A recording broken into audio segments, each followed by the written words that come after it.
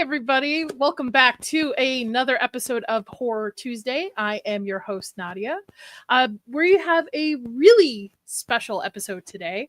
I will have a very lovely guest. But before we get into that, please hit that like button, subscribe to the channel, share the stream, help me into getting to 1K by my birthday, which will be March. I won't tell you how old I am, but I'm very old. That being said, all the housekeeping out of the way, let me bring on my guest, Leon and Hondo. And Hondo, yes. You'll get up very upset spaghetti if you don't acknowledge his existence. Am I right, buddy? Leon, who are you, my lofty brother? How are you? First of all, I'm doing great. I love doing shows like this where we get to talk about things that we love and that are cool and that isn't just bitching about pop. Don't get me wrong, I love bitching about pop culture. I made an entire channel about it. That being said, celebrating things we love is also equally as fun. And like you, I'm a horror nut, and so today's episode, I'm so excited to have this talk. Thank you so much. I had no idea that this was going to be the plan. I found this cool article, sent it to you. I was like, hey, something to come for your channel, and you're like, let's do it together. Okay, yay. Why not? Let's bring our lofty powers together in our takes. I don't think our takes will be that wild today. Yeah, not tonight. Tonight, I think is pretty universal. I would hope, right? Who knows? Everybody's opinions are like buttholes. Everybody has them, and sometimes they stink. Sometimes they that need being bleached. said, today what we're going to be doing is a little bit different with Horror Tuesday. We might have some news later on, but there's two big major topics we're going to be talking about today. On that note, I do want to say hi to the chat. I myself gifted 5 memberships because YouTube let me give 5 memberships. So congratulations to all of you that have memberships. Monetization celebration stream will be next Tuesday, where I will announce all the benefits that members will be getting and things to come. So Leon, you did not have to do this. There is a poll going on right now on the channel. Is Night of the Living Dead still scary? Today's standards. And if you do not answer yes to this poll, we can't be friends. I don't know if we're gonna be friends after this clip, because I hear you like a particular body part now. Oh, you son of a...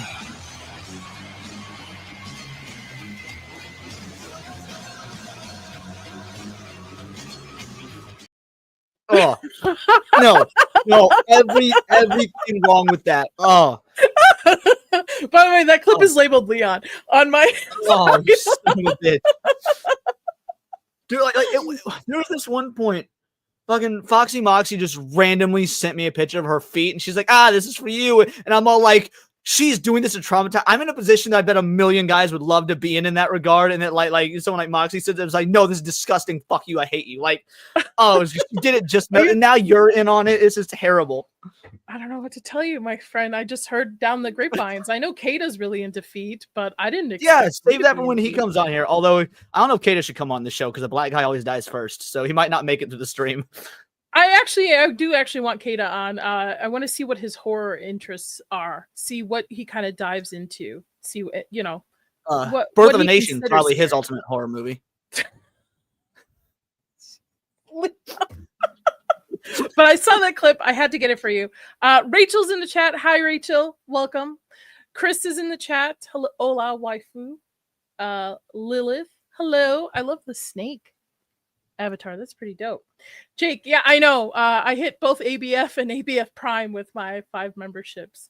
Thank you for being here. Rio. I want somebody, and I'm hoping Sin will do at like horror, Japanese horror, Korean horror. Oh, I'm sure that's Korean up her alley. cowboy. Absolutely.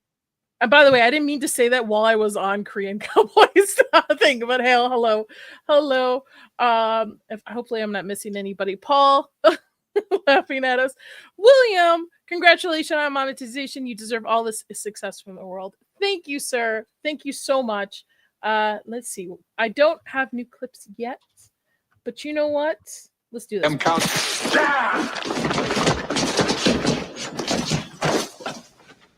Dracula. I've got a lot of vampire clips right now because that will be the next stream this weekend. So stay tuned for an announcement on that. Jake, you guys don't have to do this. Happy monetization. Thank you. Let's see what I have for you.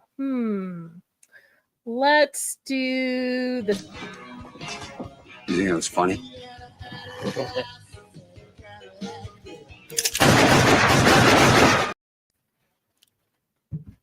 I was watching Such a Dusk good Till Dawn movie. earlier. I don't know. Such a good. Anyway, You've seen it before, right? Oh yeah.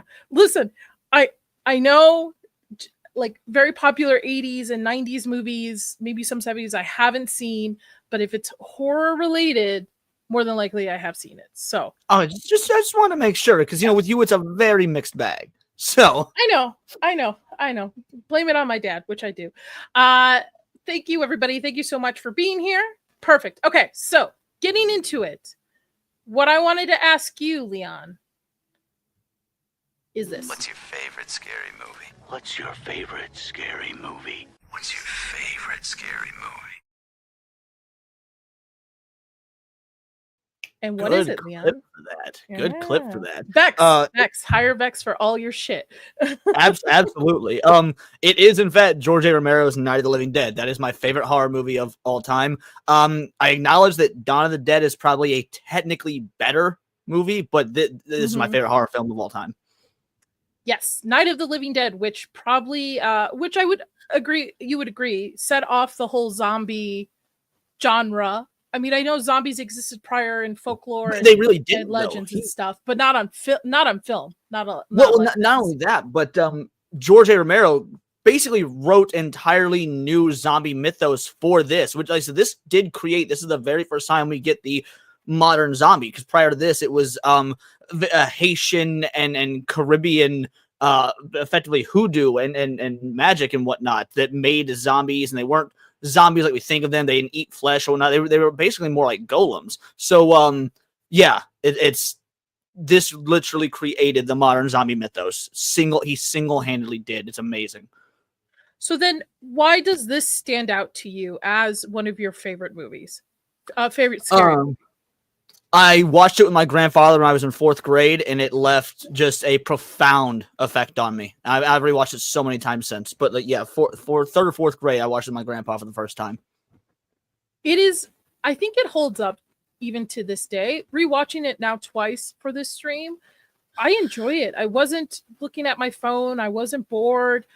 Even though I would say the pacing to this is definitely slower to modern day horror of what we're expecting in theaters, I think it lays out a very unique way of storytelling, especially with George. He likes to be subtle about things throughout the movie that make you think. And even after rewatching it, you see something new that comes to mind. And he does something that horror used to do all the time that I think we don't see very much anymore, mainly because writers are bad at writing and they don't do it well, so I'm glad we don't see much anymore, but is layer in actual worth talking about social commentary. Like this film is very conscious of the civil rights movement. Dawn of the Dead, very much about consumerism in America. He's been very good at that throughout really all of his Of the Dead films, and some of his other films as well. But he's a very smart writer as well as a good director. Yes. So Night of the Living Dead came out in 1968. It was directed by George A. Romero, and it was written by him and John Russo. Please don't confuse it for the Russo brothers who can't write shit. The plot is a group of strangers, including Barb and Ben, barricade themselves in a farmhouse to survive an onslaught of flesh-eating ghouls, aka zombies. The setting is rural Pennsylvania, which comes into play with a lot of Romero's movies, especially when we get later on to talk about the Resident Evil documentary. He basically kept Pennsylvania, or at least that area, alive with his version of Stephen King's Maine. Like how every Stephen King story takes place in Maine, almost all George A. Romero's take place in and usually around the Pittsburgh area specifically, but in Pennsylvania, yeah, I think there was only one movie he hadn't filmed in his career around there potentially, but I will say I like the idea of directors always giving back to the communities and going back to communities that might be struggling and then providing jobs throughout there. So that's really cool. The Russo brothers dig is Winter Soldier is pretty good. I will say Winter Soldier is probably one of the best Marvel movies. It crosses genres, but other than that, the Gray Man suck and anything they do Marvel sucks. Anyway, okay. IUK, welcome. So this is notable for pioneering, like you said, the modern day zombie genre. Also casting a black actor at the time, Dwayne Jones, in a lead role. It's Which not was the lead role, really. Yeah. And like that was, I could be wrong, but I think he is the first black lead actor in a horror film. I believe I could be wrong on that. We could be wrong, but prior to that, black actors usually were casted as like servants or secondary to the cast. Didn't really have a lot of talking points. I mean, there are probably some examples that are rare prior to this, but this is one of the few starting lead roles for black men in Hollywood. I mean, you and I are both looking forward to Sinners coming out next month, and like we might not have Sinners if not for the advent of this film. Like it really was that groundbreaking. Yeah, Sinners looks really good. I'm intrigued. At first, I was not intrigued. Oh, I was.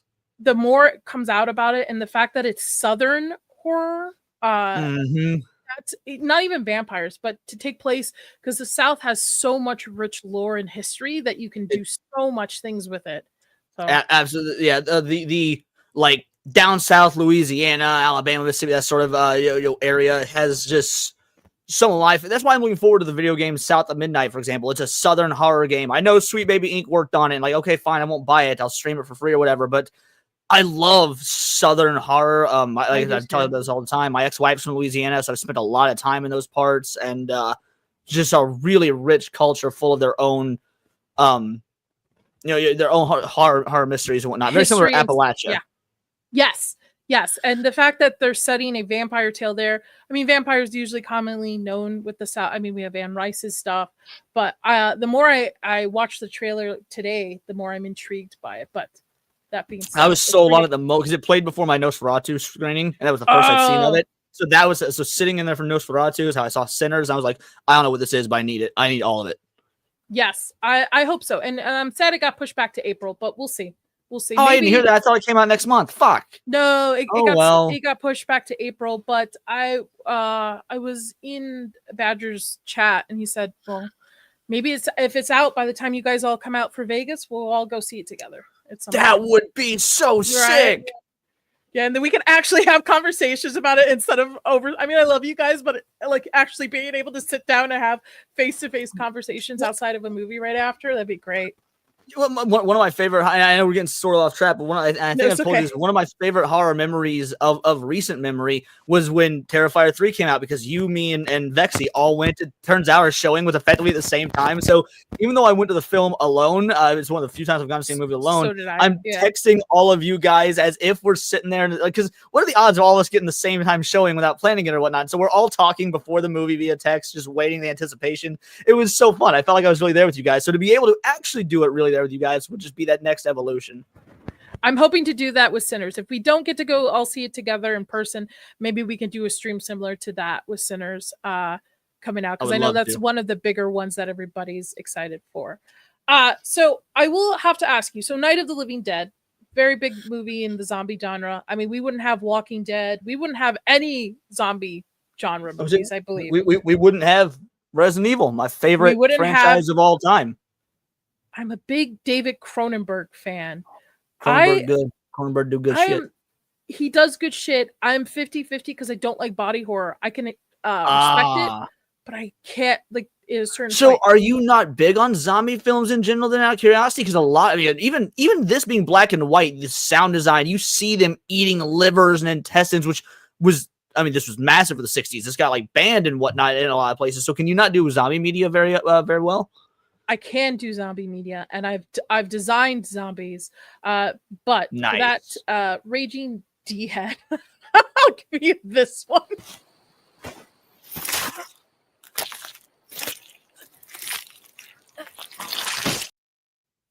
Cool. So zombies were one of my first really creatures that I worked on and designed and helped with. I used to also do the I don't know if you might know what it is, because they would travel the Midwest where they had like a 5K, a zombie 5K, where they would have. Yes, I've not really competed because it's not a competition, but like I've actually ran in it where like you were being chased by zombies for a 5K run, and you're like survivors, and Yeah, so there's a company that would hire me, and I would be one of a few makeup artists where we would do.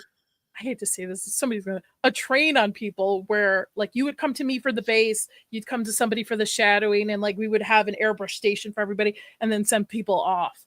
I would design zombies for haunted houses. I've worked on a couple zombie movies and stuff. So zombies don't bother me. It's when it's like how do I say this? Like pus, like real, like zombies are realistic, but like the substance is pretty far for me. That's pretty far for me. Like when it's pustule and like gooey and stuff. But Big Ship gifted 20 Nadia memberships. I love it that it's called Nadia memberships. Big Ship, you thank you fucking so much. legend. You are, man. I can't believe it. You guys, I'm gonna run out of Giphy's raining down. Everyone open your umbrellas. Okay, for you, Big Ship. I can smell your nappy pussy.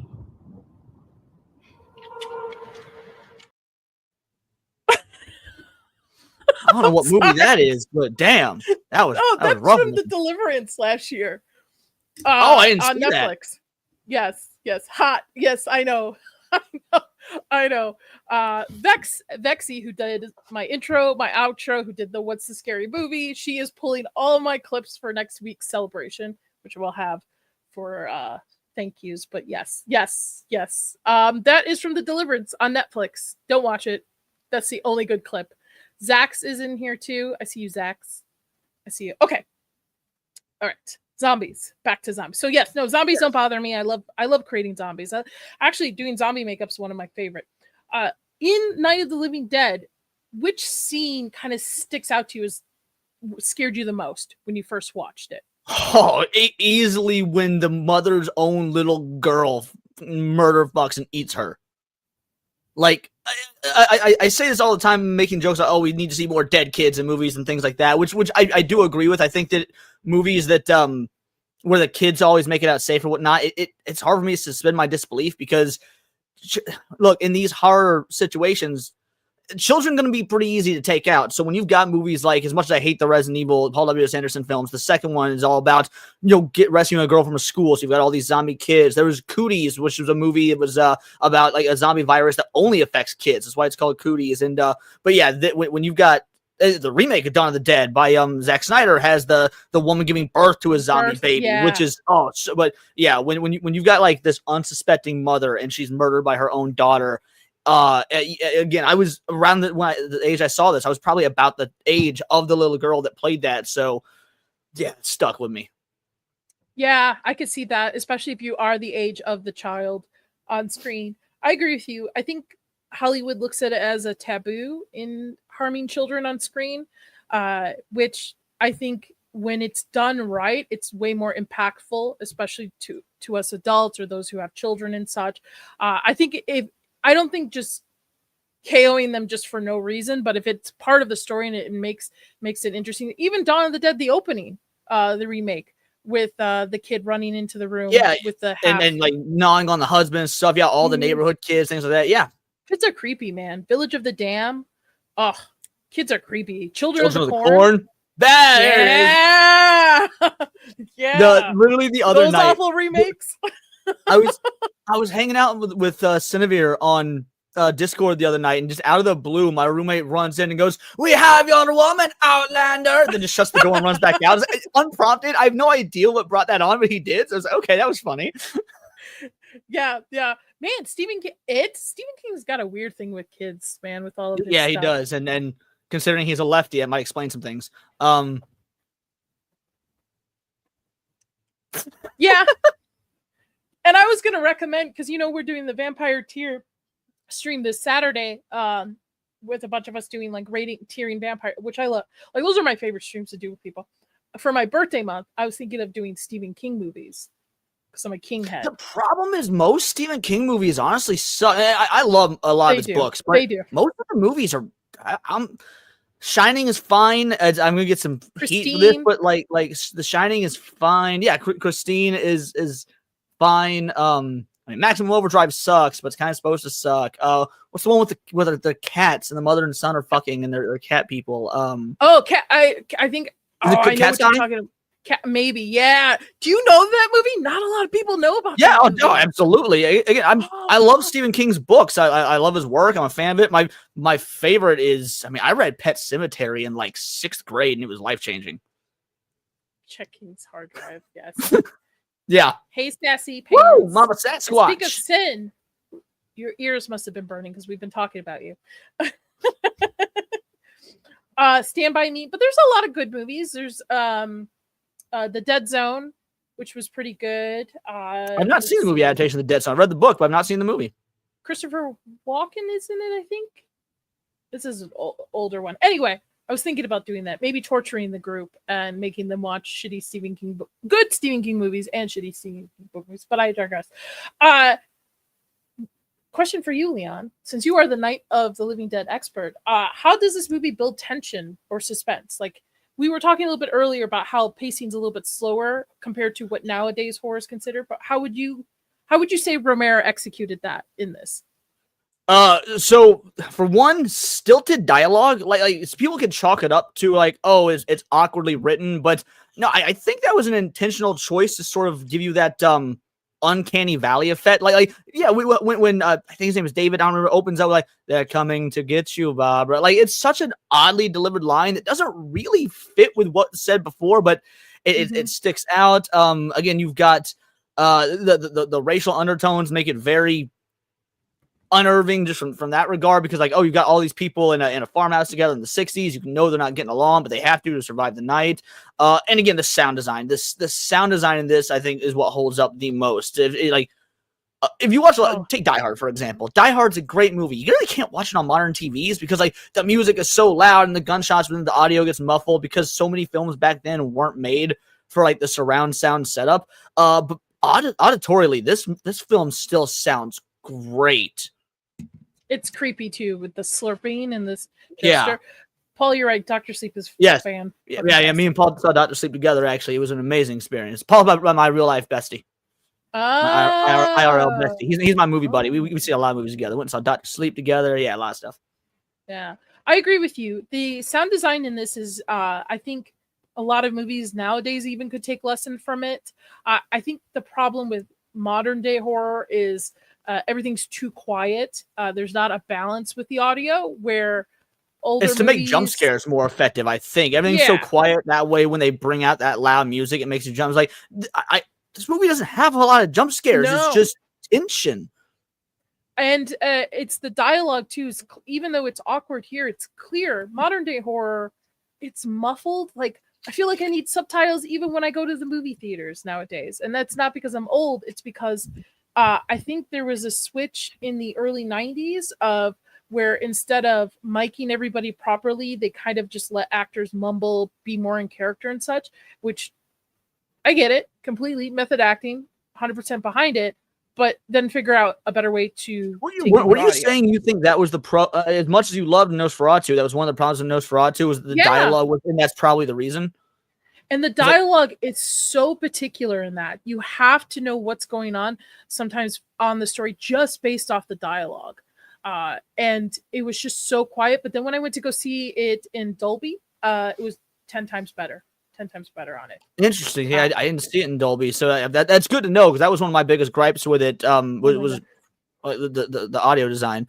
Also, another fantastic. Oh, go ahead.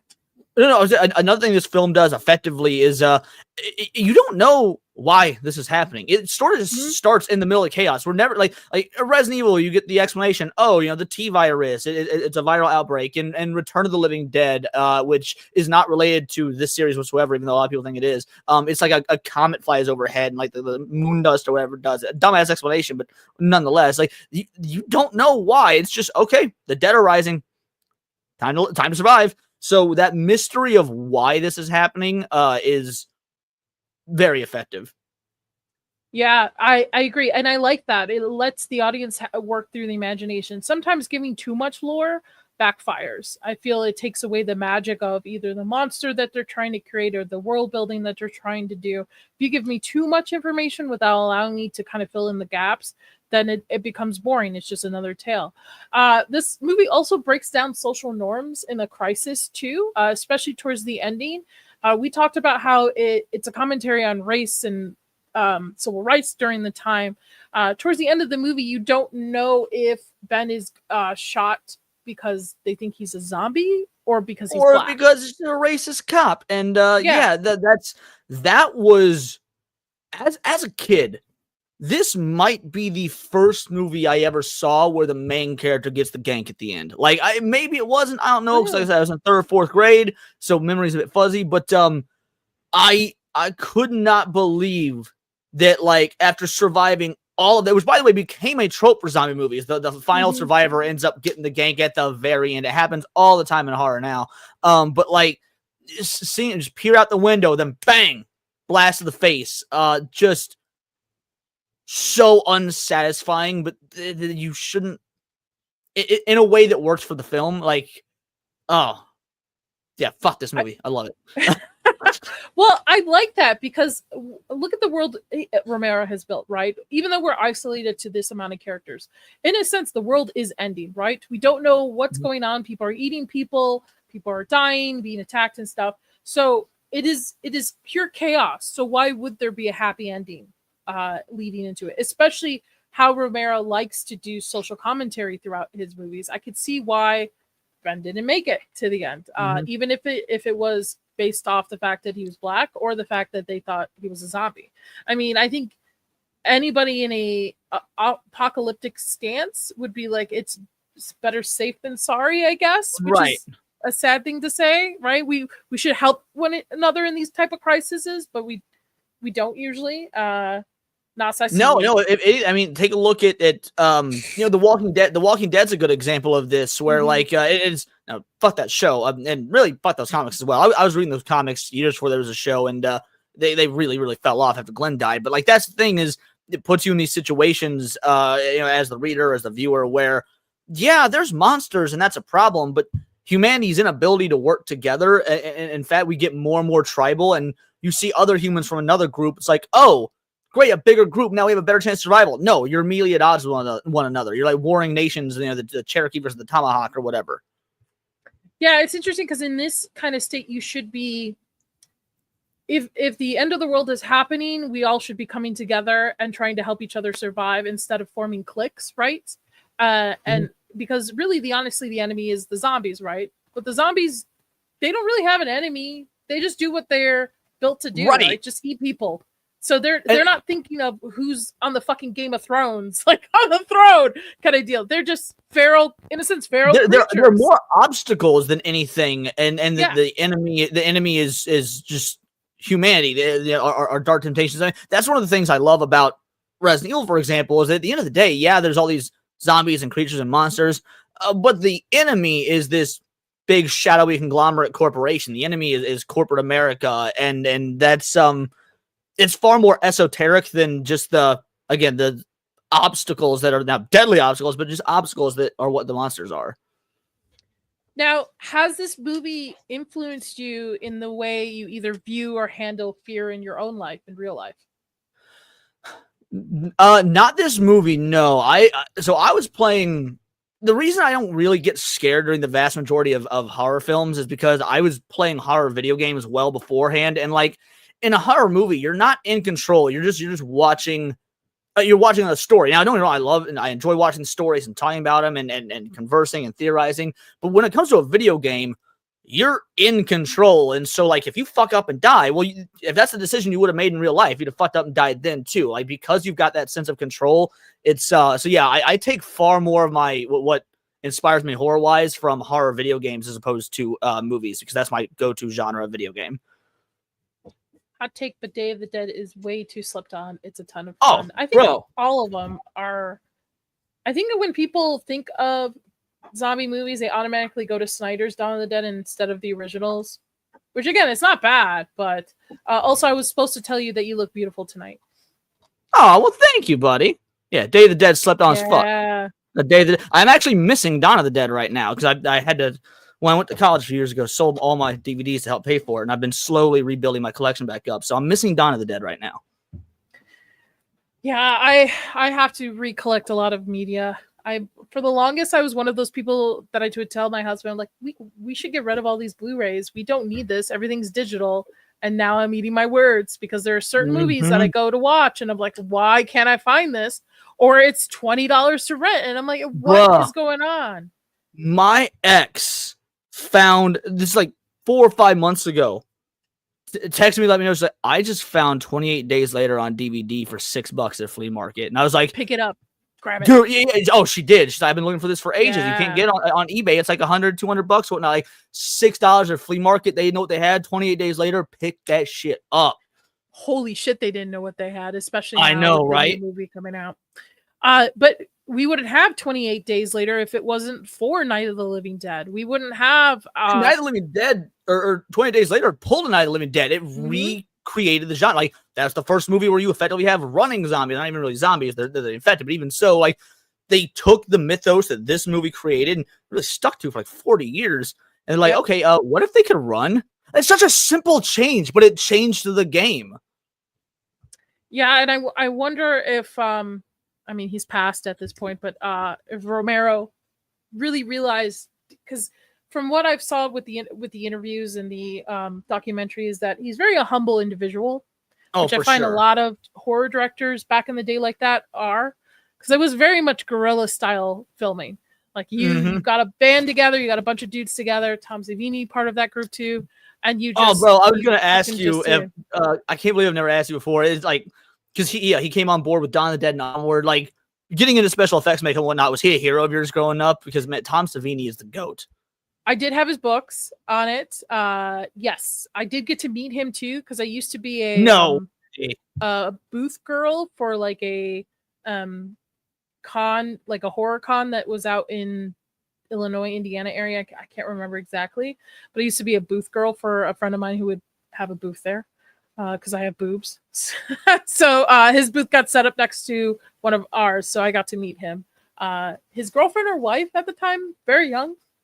I don't know which one. So, but he's a very short, muscular dude. With yes, great hair.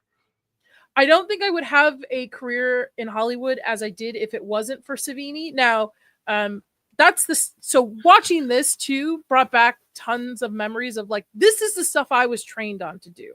This is not this new, like, okay, we're going to use a computer and digitally like map your face out and print out silicone like prosthetics. And then we're going to have easy edge. No, this is like the latex, the tissue. You grab shit out of the kitchen. You make your own blood out of corn syrup, red dye, blue dye too. You got to do red and blue. Can't just do red. It looks too orange. FYI.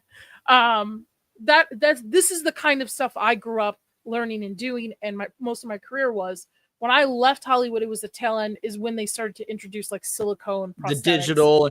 Well, and Zach said earlier in the chat, and I do agree with him that Land of the Dead is good now, because Land of the Dead is actually the fourth film in the Of the Dead, I guess, quadrilogy. There's a few more than just those. Those are the four that matter though. But anyway, Land of the Dead was the first one to use digital blood as opposed to all the others were practical. And like you can, unfortunately, you can tell. I like Land of the Dead, but it takes away with the digital blood as opposed to what you get in the first three. Which I never understood using digital blood. Now, I can understand filming something, it just didn't look right in post, so we're going to add. But a lot of these movies nowadays is like, okay, we'll just add blood in post. We don't have to do it on set. Doing it on set is actually cheaper, from my understanding, of like being able to actually have the blood on set and doing it on set versus having somebody meticulously like go through each freaking scene and add the digital blood. So it does. I think CGI, which I hope there's a movement towards using it properly. I think for the last 10 or 15 years, it's been overused in movies. I completely agree. Longer than 10 or 15. I'd go so far as say 20 years. And yeah, like if you can use CGI to punch up your practical effects, which is what its original intent was for, then by all means, I'm a practical guy through and through. I love John Carpenter's The Thing. The 2011 prequel could have been good, but it's all CGI. Even though they filmed it all practically, they scrapped it and went CGI. Like, The Thing is my favorite movie. That is number one. That is my favorite movie of all time. I love it. It still holds up today with the practical effects in most movies. Absolutely, it does. It's one of my favorites. Not my favorite, it was one of my favorites for sure. I think we're seeing a turn in especially in the horror genre where practical effects is now more appreciated, and that CGI is using properly. Where you maybe didn't have the budget to do the creature design, or you needed to somehow ump your practical effects. I saw that with Werewolves. Werewolves was mostly practical effects. A lot of the movies in the last 2 years for horror, at least, was a lot of practical. Yeah. And that was part of their marketing too. Terrifier. Yeah, Terrifier. I think that we honestly have Marvel to thank for this movement in the MCU because people got so CGI'd out. Like, what the fuck is with this beautiful, sleek, shiny building crumbling? Like, shouldn't there be like rusty rebar? And like, people got so desensitized to this overly perfect CGI that like, no, give us something raw and gritty and real. And so yeah, thank you for being such fuck ups, Marvel, that you're actually inadvertently making horror awesome again. Like, oh my god, Eggers is making a Wolfman movie. Yes, I know. Werewolf. Werewolf. Well, that sounded a little weird. I hope it's in the vein of one of my favorite werewolf movies, Brotherhood of the Wolf. Never seen that one. You've never seen Brotherhood of the Wolf? Put a marker on my not. Dude. Yeah. Send that to me because I'll absolutely check it out. I think it's French. I think it's a French movie. It's a yeah. Also, not. I played the Thing game, the original one, back on the Xbox. Oh, yeah. I've not played the remaster version just came out, but I fucking loved that game growing up. I am not a huge gamer as I used to be. So games to me have been hit or miss for me in the last 10 15 years. They have for me as well. When I grew up, I had a PlayStation. I had a PlayStation 2. I had a N64 and stuff, and I would casually play games, but Final Fantasy was my like lock myself in my room kind of deal and just play it. It's French and great. I'm trying to pull it up, Brotherhood of the Wolf, so I can show you at least the cover. Oh, dude, pull some in the interim. I'll just say that like I was playing Resident Evil 4 years old. I probably shouldn't have been, but I was like Resident Evil and Silent Hill and Fatal Frame and all these just classic horror. Like it made me the gamer I am. So it is about I've never played it. I've played one Resident Evil game, I believe, long time ago. Because there's an opening of the game where it takes place in an alleyway, I believe. One of them. So when you like a cutscene takes place in the alleyway, or the actual game does? I think like a cutscene or beginning of the game where he like it could be either 2 or 3. If it was on the original PlayStation, that was either 2 or 3. So Brotherhood is 18th century French. I'm not going to try to say this dude's name, and his Native American friend are sent to a province at a king's behest to investigate killings of hundreds by a mysterious beast. Interesting. You got any shots of the creature? Is that one of the things? No, just wait, watch the movie. No. Watch the movie. I don't want to ruin it for you. Watch the movie. Okay. Watch the movie. Yeah. Send me this in the group chat so that I can remember, because that's absolutely up my alley. I would definitely check it out. All right. Okay. One more thing about Night of the Living Dead. One last question for you. Let's do it. Is there anything about this movie you think could have been done better or make it even scarier? That is an interesting question.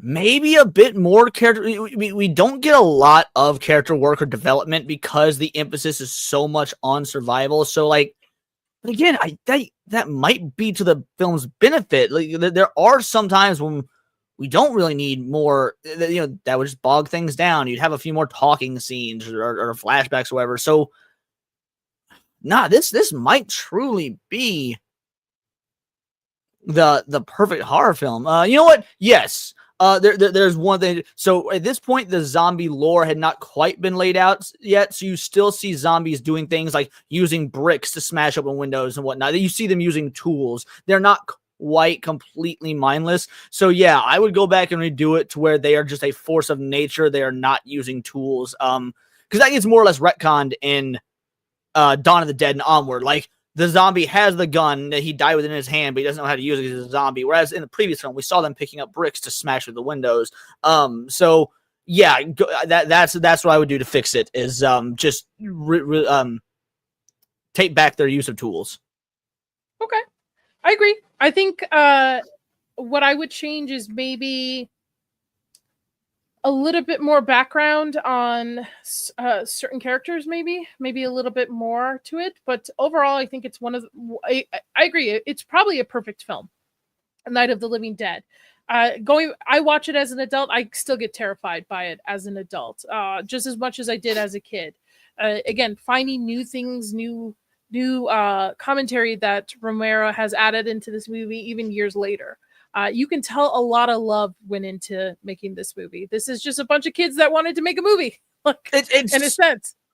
I mean, Romero is my third favorite director of all time, after Sam Raimi and Edgar Wright, and that's how all these guys started. Is they were kids that want. I mean, that Evil Dead is famously like, we just got out of film school. Let's just the six of us go make a movie with no fucking training at all. I don't even know if it was. Maybe they were in film school, because no, Sam Raimi was making home movies in like high school. Point is, Yeah. Evil Dead, Sam Raimi, my all-time favorite. Edgar Wright, I mean, Shaun of the Dead famously is a satire of, but a brilliant satire, because it's also equally a horror film of, Dawn of the Dead. And I didn't know until watching the documentary last night, which did make me fucking cry near the end. It really did. That when George A. Romero died, Edgar Wright, my second favorite director, one of the only ones above George, spoke at his Hollywood Walk of Fame posthumous edition. I was like, oh my God, the worlds are colliding, coming together. It's, oh yeah, love it. And John Carpenter's still kicking. He is. Oh my God, he's playing music and shit. Oh, so good. Oh, dude, John I'm trying to get tickets for his show in LA. That would be so for cool. Halloween. I told Chris, I was like, let me just get them. Doesn't mean we'll actually go. Worst case, I can just resell them. But let me get them, because it'll probably be a lot of fun. So, Night of the Living Dead, to me, I would give it a 9 out of 10. That's what I would give it as well. Because like I said, Dawn of the Dead is a better movie in terms of like how it's made, how it's filmed. So if Dawn of the Dead's a 10, then this is a 9. Yeah. I recommend it to everybody out there. If you have not seen it, please go see the original, the 1968 original. Did I get that year right? I did. Again, it's pioneering the modern day zombie genre. So if you are a fan of zombies, you want to see where it came from, please go ahead. Again, casted one of the first black leads, Dwayne Jones. And also, it has entered into public domain due to a copyright error. So it is on YouTube for free to watch. I did watch it earlier on YouTube. So go ahead and check it out. I think you'll be terrified as much. Leading into the next topic of our conversation, which I'm going to change the, well, I don't need to do that. We are going to be talking about George Romero's Resident Evil documentary. Show of hands in the chat. How many of you knew that George Romero initially was going to do a Resident Evil movie? I know it's in the chat. Is it ones in the chat? Yeah, one's in the chat if you knew, two if you didn't know. If you didn't know. Probably nobody, because I didn't fucking know. Really? I read his script leaked online like 4 or 5 years ago, and I read it then. I've known about his involvement. Again, Resident Evil is my, everyone talk all the time about Sonic the Hedgehog. Resident Evil is actually my favorite franchise of all time. Sonic's number 2. So I'm in the Resident Evil trenches, was on the Resident Evil trenches online back in the day, and like this was, it was common knowledge for fans of the game. But again, that just like the documentary said, the information was so slow dripped, and you had to go through Fangoria magazine or PSN. You had to be again in those trenches to really know about it. So yeah, this was this was definitely one of those. Say that again. They had to go on forums. Does everybody remember what a forum is? Yeah. Not Discord. I'm still the highest ranked member user on the official Resident Evil forum. Like to this day, I've gotten more gold stars and messages than any other forum member. It's like go back to it, check every now and again just to see if it's mostly a dead forum now. But you've got a few people still keeping it kicking. But yeah, no, this is one of those lost to time sort of things until the internet somehow, much like a zombie, brought back from the grave in like the late 2010s. So the documentary, which I'm glad you're here, because again, I'm not a huge Resident Evil nerd. I've seen I'm the RE expert, the Rexpert. I think I've seen 3 movies, maybe. There's like quite a few of them. And maybe played one game and that's about it. But documentary brings a light to the vision that director George A. Romero had adaptations for Resident Evil, which come to find out was probably closer to what the game originally was. It's still not a very good script, by the way. I've read it. It's still not a very good script, but it is a much better script than what we got. Okay. Using newly filmed interviews from those who were there unravels the secrets behind why it was never produced. By the way, there was one guy, I know we'll go through it, but there's one guy who ended up being like his apprentice on set. That guy made me so happy watching this documentary. How do you hear about that nowadays? That doesn't happen nowadays, by the way. Not as often as it used to. Where guys who were well into their careers, like Romero, who had maybe a little bit of stardom, a little bit of fan, and who saw somebody who might have potential and was like, all right, kid, just follow me. Just, come on and learn with me. So, bye, Jana Banana. Catch you later, Jana. Sketch. What's up, nerd and nerdette? So, I enjoyed this documentary. I think it was a little too fluffed with not having people on screen when they would cut to like just script on the screen. So here, I loved that, and the reason they were doing that is Resident Evil's narrative is very the first few games. No, very light. Oh, let me clarify. Not when they were talking about the script, not when they were playing the script. No. You're really talking about when it was right. I'm saying the reason they did that. So Resident Evil's narrative it's a mystery you have to solve through the game by finding files hidden throughout the mansion, and that's what it looks like when you find the. So they were emulating how you find out the story in the games. You find files that are like, oh, in this bedroom, here's a journal entry from a guy who died while he was infected. Like, oh, you're in this closet, and here's a note left behind by, or a bloody photograph left behind by. And so what they were doing was emulating the way you parse through the story of Resident Evil. So it's actually really clever if you know the Resident Evil lore. You can't do that now, Nadia. Your Me Too movement destroyed mentoring. Why? Zach's trying to mentor me. Zach has been mentoring me for the last year. That's hot. Yeah. So Romero's script aimed to be more faithful to the original, a Resident Evil video game, even though poorly written. Well, not poorly written, but I also have to look at it at the times. Like, what was in theater at the times and stuff. Again, and I shouldn't say poorly written. It still has some notable deviations from the game, but we also got to remember that at the time, video game adaptations were incredibly rare. So, like, if I was to put myself back in the time period of the mid to late 90s, this probably would have been the most accurate, even though it would still have major problems, game adaptation of Mario Bros. We all know how that turned out. Tomb Raider's fine. Tomb Raider was pretty fine. Came out 1 year before Resident Evil ended up coming out. Kombat. So, yeah, Mortal Kombat. I love the Mortal Kombat movies. Both of them, all right? I mean, I like them, but also you can... I even like the new one. I like the new one as well. I like the first one. I like the new one. I do not like the second one, Annihilation. Not a lot of people do. I know. It's one of those so bad it's good films. I enjoy watching it, but I don't necessarily like it. Mm-hmm. But the point is, the script was definitely interesting. Some of the changes were unique, and but all in all, I again much would prefer that script over what we ended up fucking getting. Okay. I hate these movies. I can't quit them. They're my ultimate guilty pleasure movies, but I fucking hate these movies.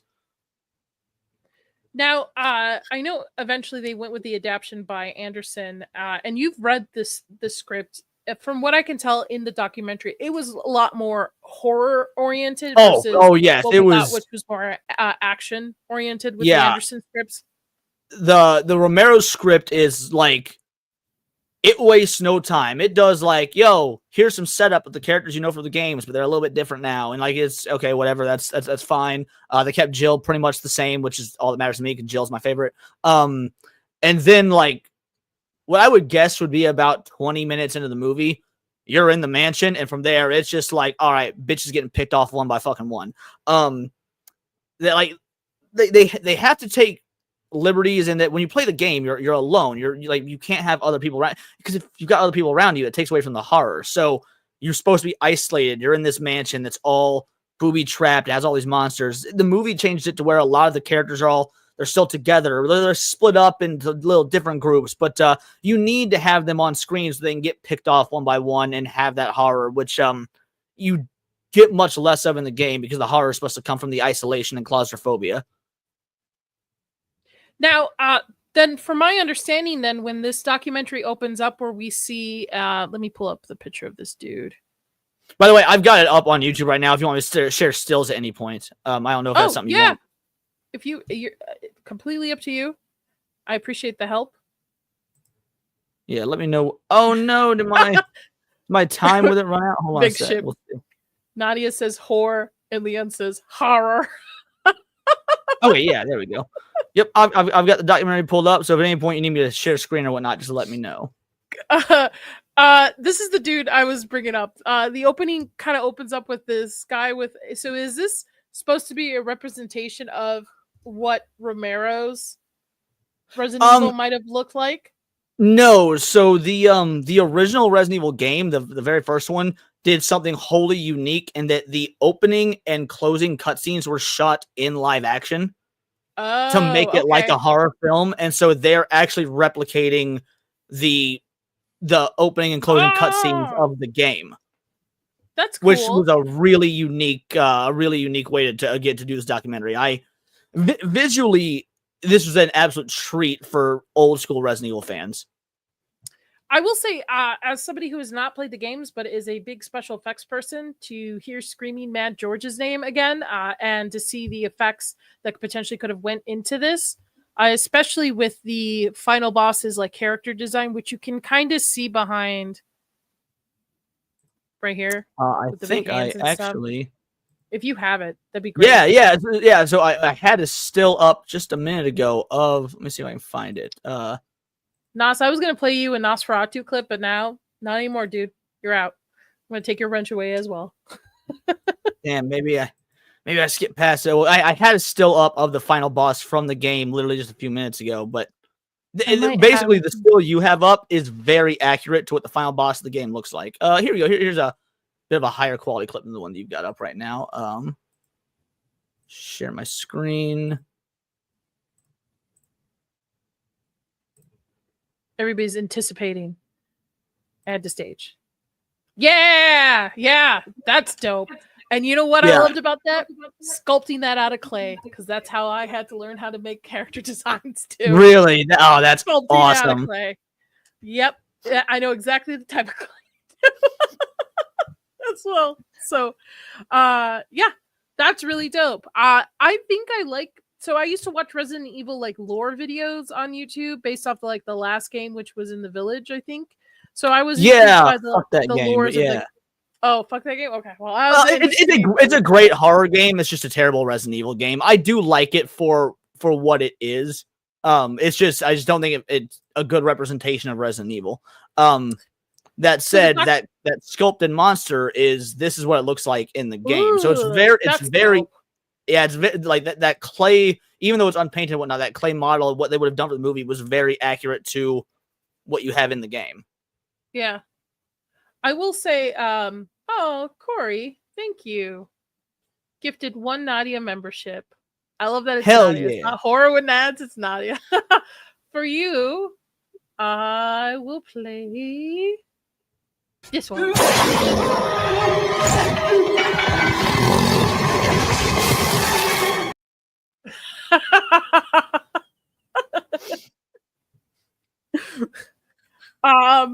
So the interesting part of this documentary, it starts off with the history of both Romero's career up until this point with Night of the Living Dead, Day of the Dead, his involvement in giving back to Pennsylvania, the area and such.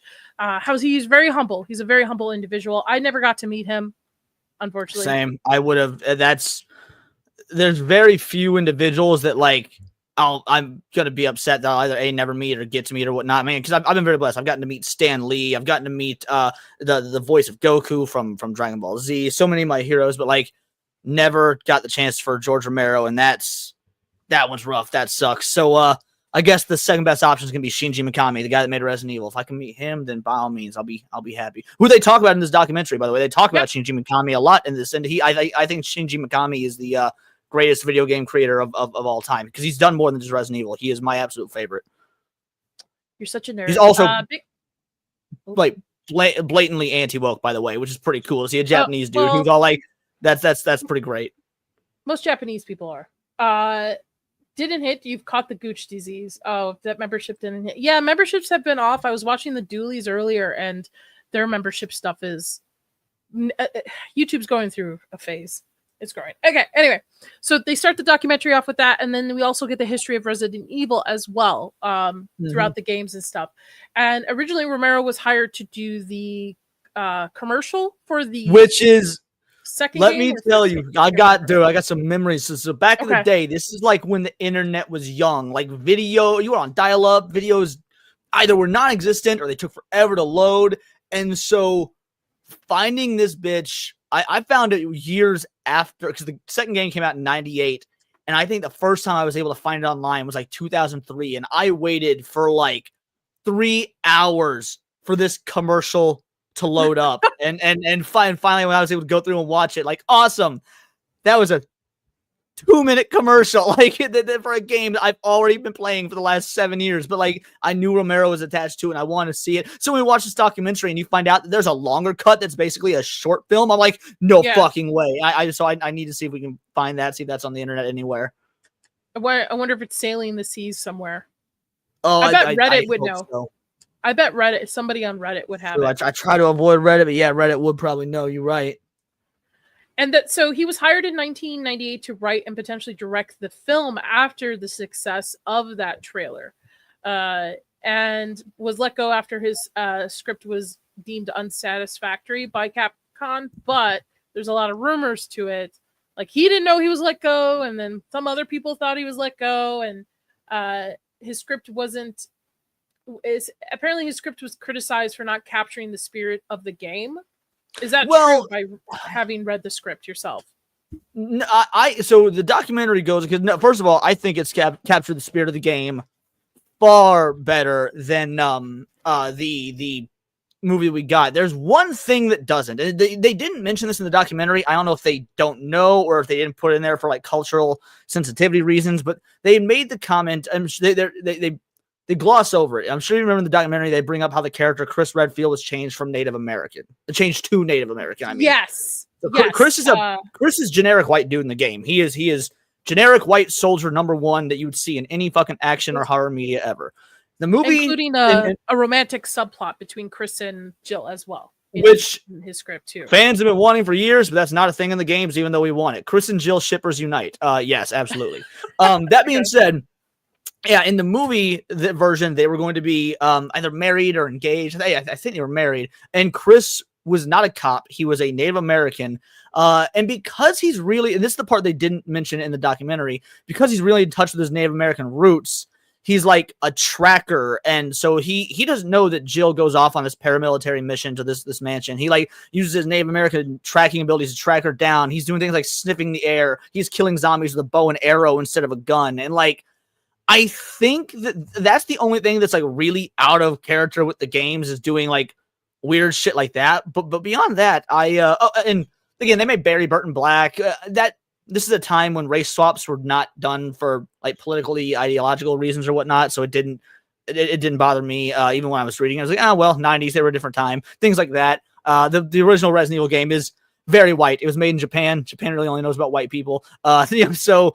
Like, yeah, I think the reason that it was cut, that Constantine Films basically shied away from it, wasn't because it was accurate, but because it was actually too accurate. They didn't want a horror film. They wanted something that could be a summer blockbuster, as opposed that's my theory. They speculate the same thing in the documentary, but yeah, I actually think it was too faithful to the games, and Hollywood execs on Hollywood exec, even though they're not Hollywood, they're constantly actually like a German company, if I remember right. But either way, point is, exec's gonna exec, and if they don't understand the source material, I mean, they even say in the documentary, the head of Constantine Films wasn't a gamer; he never played the games. Yeah, he just boggles my mind.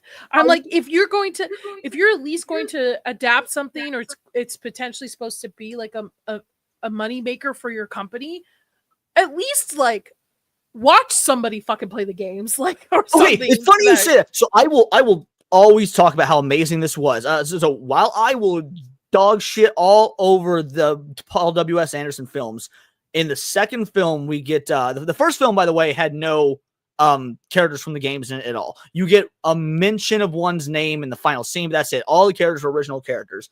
Second movie, you get characters from the games. One of them being my girl, Jill Valentine. What up, Tech Rat? Jill Valentine, second favorite video game character of all time for me.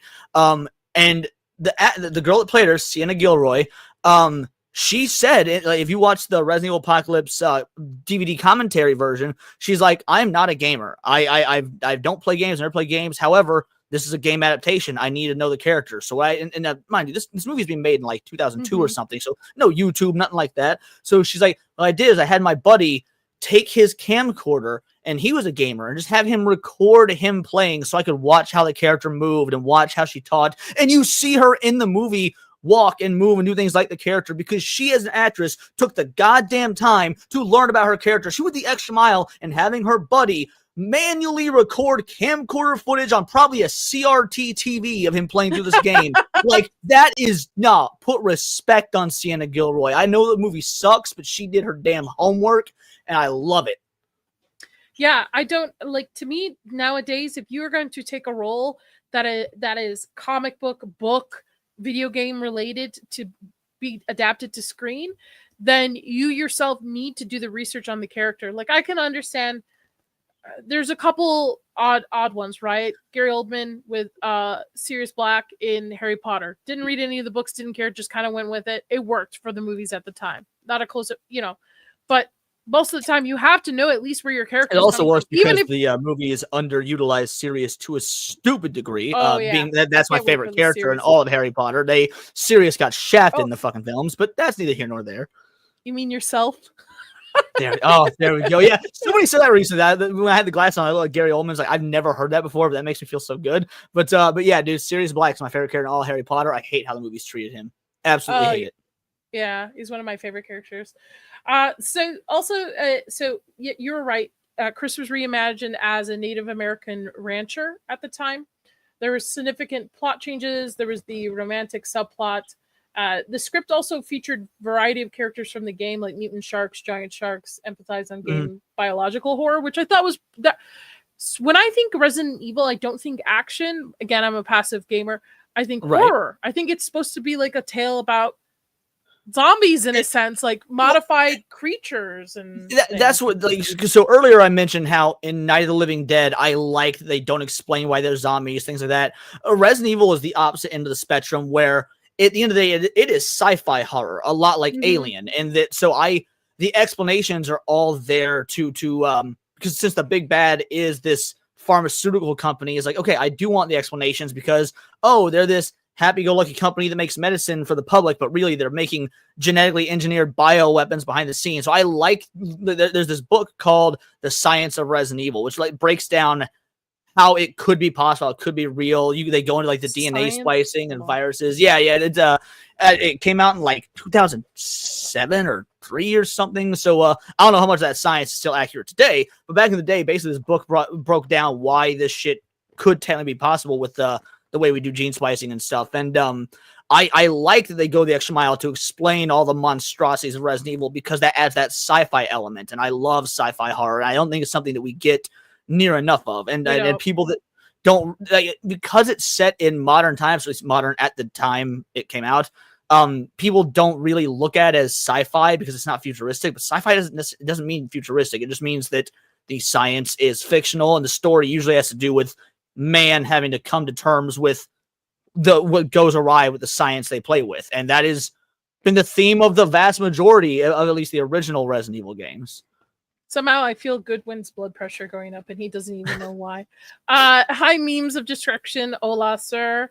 I saw, what did I see? I would lose my mind if Nadia streamed Alien Isolation, Layer of Fear 1, or The Observer. That is coming to members only. I'm going to be doing Fright Nights. Bro, Alien Isolation, you're gonna shit yourself when I'm here for it. That game is terrifying. I bought it. I bought it for PlayStation 5. I'll be streaming on PS5 in the meantime. Until I can buy a PC that's in the it's goal this year to move over to PC gaming. But until then, I will be. I'm going to be calling it, thanks to Leon, he came up with the name, Fright Nights. Audience Fright Nights. Yeah. So it'll be members only, where I'll stream a game or we'll watch a movie of the month. Okay, back to this. I can't wait for you to do Until Dawn. I really can't. Like, Until Dawn's going to be very excited. I'm gonna put a poll up next week. Let members decide Until Dawn or Alien Isolation, one of the two. So, also, someone in chat said he's that Paul W.S. Anderson has only made 2 good films, Stargate and Event Horizon. He didn't do Stargate. Paul W.S. Anderson didn't do Stargate. I'm pretty sure. I like Event Horizon. Event Horizon is his best film. It's his only good film. Event Horizon is Paul W.S. Anderson's only good film. And to be fair, I do get why the producers and the executives and whatnot went with him, because at the time he was fresh off Event Horizon, which he had proven himself as a horror director. But that's not what we fucking got with Resident Evil, unfortunately. If you could give us a Resident Evil movie akin to Event Horizon, I'd be fine with him as the choice, but that's not what we got.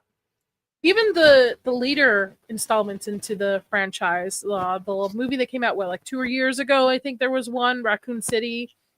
Then there was that awful... same production company, Welcome to Raccoon City. Totally new director, a reboot, and it was terrible. I can't believe I'm saying this. I would take the Paul W.S. Anderson versions, because at least they had... Like, it's one thing to ignore the games and do your own story and do it badly. It's one thing to try and actually be accurate and somehow do it even fucking worse. I can at least respect the originality of Paul W.S. Anderson, even if I don't like it. But they made the 2017 reboot, Welcome to Raccoon City, just every wrong decision they could have made in trying to honor the source material, they made. All right, well then I have a question. Would you watch Welcome to Raccoon City or that god-awful Netflix Resident Evil show? Welcome to Raccoon City. It's only an hour and a half or 2 hours as opposed to 8 hours or whatever. Something that, oh my god. Didn't make sense for a Resident Evil. It didn't even make sense for a generic zombie show, for one. Yeah. And it certainly didn't make sense for Resident Evil. Ugh. Really sucks. Lance Henriksen is a great actor, but by God, he ain't Wesker. R.I.P. Yeah. Yeah, he passed away, right? I believe so. Yeah, he did a year or two ago. And now we're getting a new Resident Evil film done by Kreger, the guy that did Barbarian. And like me and Vex were talking about it, and like I love Barbarian, and he's a good director, and I want to be excited for this. But after almost 30 years of being burned by Resident Evil films, like I can't get excited. She's like, I would be excited. The reason why is that these new up-and-coming horror directors actually are fanboys of a lot of these IPs. And they have gone through the struggle you have gone through of seeing all these installments into this franchise just turn and burn, turn and burn, turn and burn. So potentially this could be good because he might actually care about it. Well, and again, Barbarian is a unique film. Like, I don't even want to really like talk about it. It's just one of those you just gotta see yourself. Like, it's a very unique horror film. And so like I think that he has the chops for it. I'm worried about studio interference because he is, like you said, an upcoming director. So he can't throw his dick around like Quentin Tarantino, for example, could if he wanted to. I would be interested to see, because I'm seeing Companion Sunday, which is done, I believe, but it was said it's done by the same guys as Barbarian. So I think it's his. Let me hold on. I can't. I'm so excited for Companion. Yeah, I can't wait to see it. I don't know if I'm seeing it this weekend or not, but I'm definitely seeing it. I can't wait. Yes, so he directed also Companion, so I'm going to be seeing that this weekend. Nice. Okay, then you know it's going to be completely different than what we get from the trailers. Well, that's the thing. Vex was like, "Don't watch the trailer, the latest trailer. It's going to tell you everything about it." But I'm like, "But Barbarian told you everything, kind of about it." Until you get like halfway through, and it turns out it didn't. Like, so I think that. But I told you how I ended up seeing Barbarian, right? No. I thought I was going to see The Northman. Oh, right. It's Barbarian. Whatever. Skarsgård brother. Very different movie, but I ended up being very pleasantly surprised. Still got a Skarsgård on it. You know, you're fine. Jamie, thank you. Studio interference is the main problem, top to bottom. I know this. One of my best friends is a very good director. Very good. I've worked on movies. He's the reason why I had a career. He's done a couple thriller movies, and he has been trying to get like more horror movies off the ground because that's his bread and butter. He loves horror. He grew up with it. He loves that kind of stuff. And studio interference just keeps knocking him down because they want it to be a certain way or some instead of just letting directors just make movies.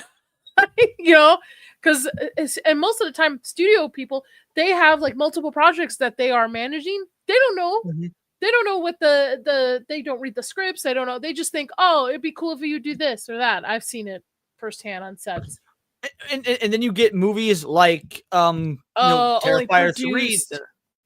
Oh, Goober, why struck me down? That means he's the guy in charge of the money, so it means he gets his way because he's fucking paying for it. So it could still end up fine. Yes, he did. I had to clean it up. But but then you got the cases like Terrifier 3, which is like, or really Longlegs and Late Night of the Devil, where you got these indie films that don't have to play by the rules because they're indie films, and exactly, and did so well financially. So I don't know. It was good though. Okay, no spoilers. I'm gonna see it Sunday. I'm seeing Presence tomorrow. All right, back to the documentary. Presence has also been killing it at the box office, by the way. Niet said it was boring, but Niet also gave The Wolfman 6.5 out of 10. So I don't know if I can take Niet's opinion. I love the guy. Don't get me wrong. I love him. I respect him. He's one of my favorite YouTubers to watch. And he's fantastic. We all love Niet. Yeah. His Warhammer videos, great. But the fact that he gave that movie a 6.5 makes me thinks that maybe he's maybe he thinks that the Wolfman is actually like a real life creature indigenous to Australia, since everything there wants to kill you. So like it could be a documentary to him, and that's why he likes it. Leanne, I text Bex as soon as he told me he gave it a 6.5, and I said, "Listen, you're gonna have to see this fucking movie because I think I'm going crazy." And she's like, "Why?" Because you're the gauge. You're like usually me and Bex we're usually on par, usually with similarities on opinions of movies, and it's pretty close too. So usually the three of us. So, but I'm like, there's no fucking way this movie's good. And she texts me, she's like, yeah, I don't know, Nadia, I'm kind of digging it a little bit. And then halfway through the movie, you and Enzo both were like at the halfway point, you guys were like, okay, never mind, this does suck. Like it's just so I'm not gonna bother seeing it. I'm not gonna give up my money. Jim, watch my last Horror Tuesday. I went in on this movie for like 30 minutes because I got to see a preview of it a couple months before it was released, and I was under a review embargo. And every time somebody would post a thing about it, be like, "This looks interesting," especially when that haunted the Halloween Horror Nights example came out, and everybody's like, "That's not how it's gonna look. That's how it's gonna look." I couldn't say it. So, all right. So Romero. Throughout the documentary, Romero sought out to illuminate tension and suspension of the video game, focusing on a slower, more chilling build-up rather than the constant action. We get more of an action movie with with what we got. Yeah. What I loved about this is that everyone spoke, and you could tell everybody was very authentic of how they spoke of George throughout this. That again, man, you get to that end scene when everyone's talking about how they found out that he passed, and like they're all choked up, and I was like, literal tears streaming down my face. Cinebeer's like, "Are you gonna cry?" And I'm like, "Already am." Like it was, but not cry. Like it was like hearing how beautifully they talked about him after his passing. Like it was tears of joy. Like this man deserve as a massive fan of this guy's work. Since how old are you in fourth grade? Like 8? And I'm almost 31. Like I've been a fan of this guy for God knows how many years, and like just seeing a documentary and all these people at the end just pouring their love out, and you know how authentic it is. It hit me in just the right place. I agree. Same here, especially as somebody who's worked in these type of movies, and just knowing it tells me because these are people that stuck with him through many projects and many years, and each one of them stood by him as he decided, basically, like the poster said, he would not sell his soul to get this movie done. He wanted to do this movie to honor the source material and do it right instead of the generic action film that came out that they eventually moved with. A game that we would not have if not for him. Like, Yep. Shinji Mikami and some of the other Japanese producers have said as such. Like, he was this Resident Evil was not supposed to be Resident Evil. It was going to be a remake of an older game called Sweet Home, which was a game based off a different horror movie. And due to licensing issues, they couldn't do it. It's like, well, you know what? Let's just make our own horror game. In fact, it was it's just like Night of the Living Dead, and that the first Resident Evil game is so low budget and cheap because they didn't think it would make money or get a sequel. They just got like 5 different endings. Like, so you can play through it multiple times, and it turned out to be one of the best-selling games on the fucking PlayStation. And also, they kept his movie in production hell, like not knowing if they're going to do it. And then eventually when 2 came out, in a sense, his script was irrelevant at that point because 2 added more to the lore of the video game and characters and stuff.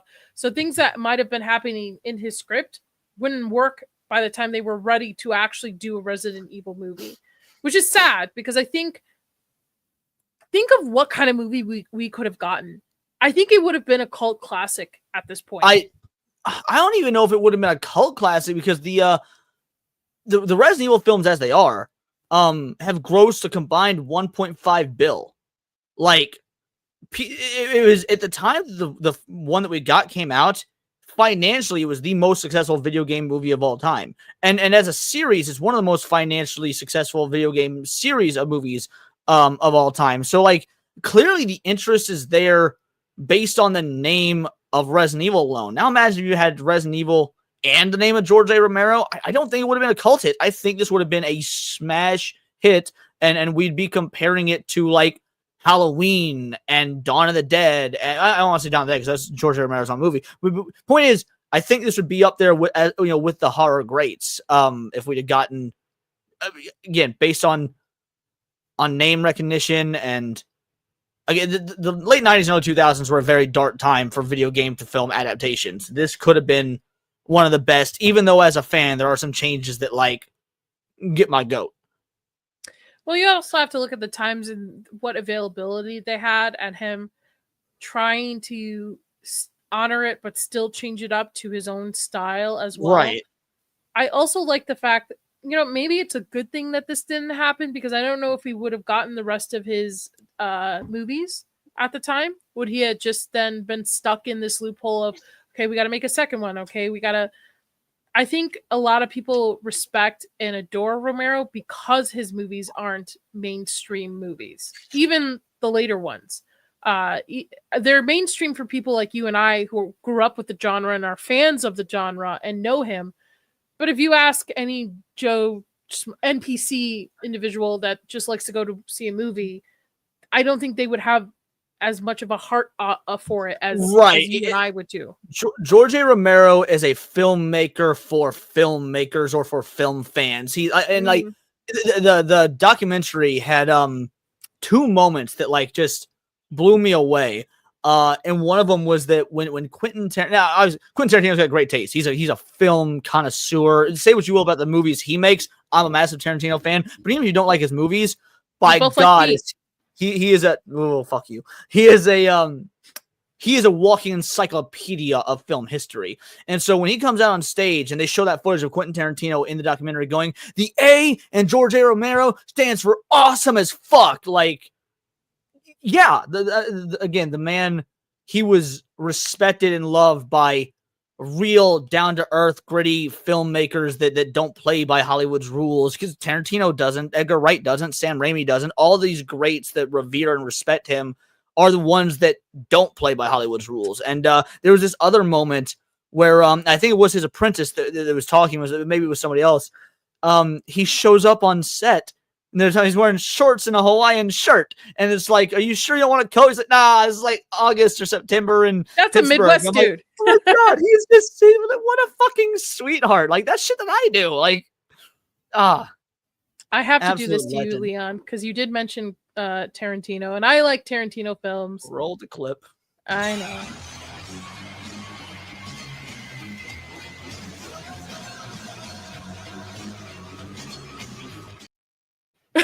Sorry. You see what she does to me, Hondo? You see what this Dune Coon does to me?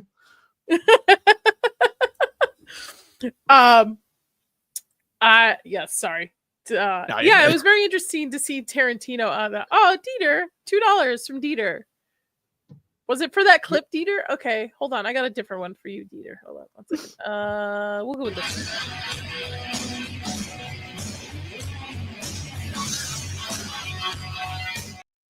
Oh, yeah, that clip great. That clip fantastic. You play that all you want. Hondo, look away. Innocence. Desperado is coming to 4K soon. Has Nadia seen True Romance? No. True Romance. Is that the Val Kilmer film? I don't even know if Hold on, I've seen maybe True I Romance. have. Yeah, I don't think I have. I'm doing a Google as well. Christian Slater, 1993. Oh no, I have not seen this. Yeah, Chris Slater and haven't seen Patricia Arquette. Huh. That being said, there are 60 people watching across both X and YouTube. Thank you all so much for joining us today. Please hit that like button. Subscribe to your channel if you haven't. Share the stream as well. Get your friends in here. You know they're all lonely on a Tuesday night. As for, I know the whole gimmick of everybody's like, has Nadia seen this? No, I haven't. Has Nadia seen this? Next week, if you are in the chat, I'll be collecting all movie titles and I'll be spinning a wheel for the first members only watch party that I'll be having. Yeah, so, baby. make sure let's you are go. in the chat. If you want me to watch True Romance, you just got to say True Romance next Tuesday and I will add it to the wheel. And it doesn't have to be horror related. It could be any movie. We're going to do a members only. So, shit, I don't remember, right? Hold on. Even a meme. A meme about me or meme? Oh, about Selma Hayek. I am a member. Yeah. Excellent. I will absolutely be putting a film up. Test? I want to make sure I was a member. I couldn't remember if I was or not. Oh. I want to see this showed that I was a member. So, yes. So make sure you guys tune in. We're gonna have fun. We're gonna be playing some games. I'm gonna have panelists coming in and out of the stream. So, make sure it should be a good time. Also, 41 fucking likes. Way to go! I know. Just on YouTube alone. It's because of you, dude. I'm ancillary. You're here for my. I'm here for my Resident Evil knowledge. They here for the fucking pretty sand bunny. Sand bunny. I won't play the feet again for you. Don't worry. Don't worry. I would have bet that Leanne watched True Romance as a Tarantino fan. No, I didn't even know it was a Tarantino. Is it a Tarantino? It was film? Screenplayed by him. It wasn't directed. Okay, no, Yeah. but I know. What is your favorite Tarantino film? Oh, Pulp Fiction, easy. Oh, I actually went through so when I was in the police academy, I was actually like severely like just going through some emotional shit, was not in a good headspace, and I would just sit there and every night I get home from the police academy, I put on a different Tarantino film and drink till I passed out. They were my comfort movies. Like, in what world is a Tarantino movie a comfort movie? But like, it's a real dark time when even though it's for comforting films. So yeah, I love Tarantino. If we get 100 likes, we'll get the parrot to talk. Jim, thank you so much for subbing. Thank you so much. To me, Reservoir Dogs. That is the one I wore. That's my second favorite. On. Reservoir Dogs is right after Pulp. I love Reservoir Dogs, bro. That fucking ending. Oh my god. The ear scene too is one of my favorites. I cannot hear Stuck in the Middle with You without thinking of that scene. Yeah. So music soundtrack too. It's great. I like pretty much all Tarantino films. I don't think I have one. Once Upon a Time in Hollywood, it was okay, but I've only seen it once, and I have not been desired to see it again. Where the other ones I will occasionally put it on. It's not bad. I just don't think it's his strongest movie. I think his weakest film is honestly Kill Bill Volume 2. Ooh, yeah, I could see that. Again, yeah. I don't dislike it. I just think that of all of his films I've seen, I think that's his weakest. So, yeah, Stuck in the Middle with You. Never saw Reservoir Dogs. I put it on the list. Put it on top of the list. Big Dilemma. It's his first movie. I would allow zombies Selma Hayek to bite me, and if put her out of her misery. It's in the music. You'll see. Just watch the movie. Yeah, watch the movie. You'll get what we're talking about. Exactly. So, that being said, with this documentary, are there any key moments that, as a Romero fan and a Resident Evil fan, you didn't know that surprised you in this? Actually, they were very few. I remember telling Cindy at the end of this, I knew almost everything in this documentary already. So more than anything, I didn't learn anything. It was more just a celebration. However, there was something, and I'm trying to remember what it was now, because there was one moment where I was like, holy fuck, I didn't know that. And I'm trying to remember what it was. Because it honestly did blow my mind. It blew your mind so much it left your brain. I mean, I was also drinking quite heavily and crying, and I was getting all emotional in my feels last night. Cheers.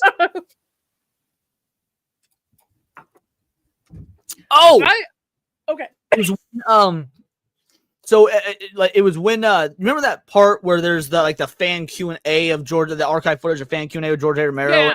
Like, hey, what do you think about films like or things like The Walking Dead that basically only have their style because of you? He's like, well, in 4 words, it really it pisses me off, or whatever it was. And I was like, I thought it was such a great fucking answer, because I love zombie media. I loathe the laziness in so much of zombie media, and that's.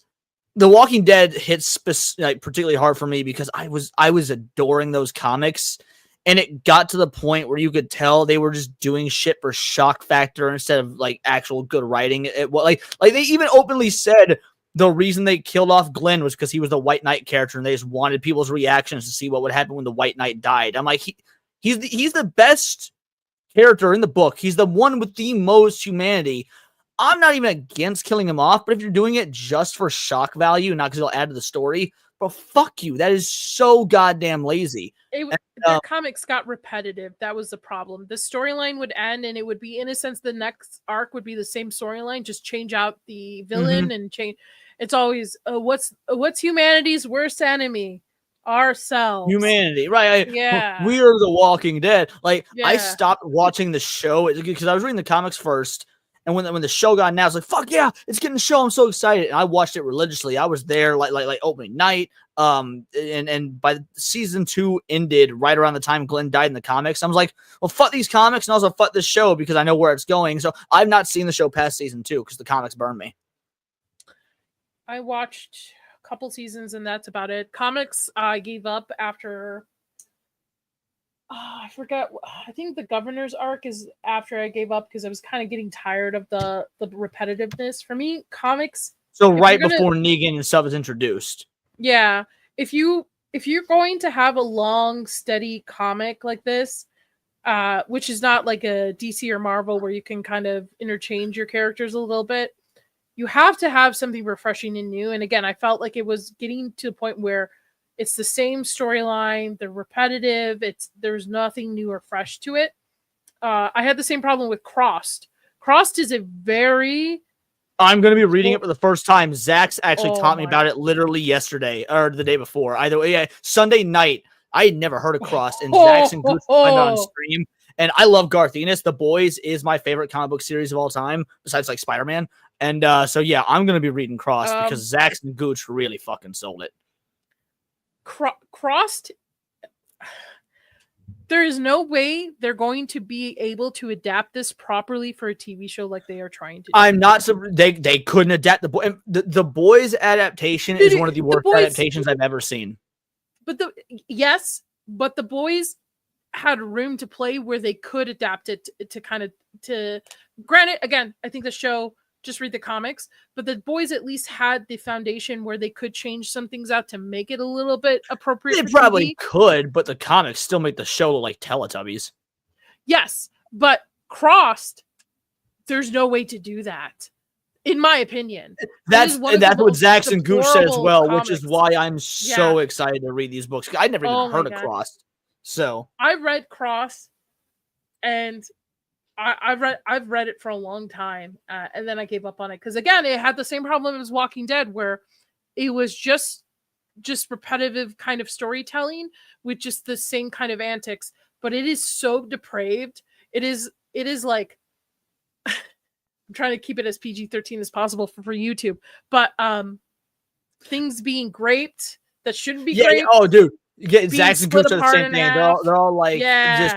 Whatever the worst, just like think of the worst of the worst of humanity, and then like multiply that by like 10, and like that's what you're gonna. It's like, oh, yeah, things that I'm not willing to say on your channel. I'll say on mine because I don't give a fuck if I get yeeted. From what I heard, yeah, I'm not going to say things on your channel. So I'm very excited because I would love to cover disgustingly it. sick in the head. I love stuff like that. I do too. The where I draw the line is something like a Serbian film. Yeah, that's I draw the line there, but I also think if that was a comic, it'd be far more palatable than as a movie. Serbian film looks like Serbian film and Reverse. I think it's called Reverse, where it's another film where it anyway, similar kind of looks like Child's Play compared to some of the shit in Cross. Yes, Jim, they're adapting Cross. Yes. Cross is, again, think of the worst things one human being could do to another human being, and it no matter of age, sex, or race, like, it doesn't matter.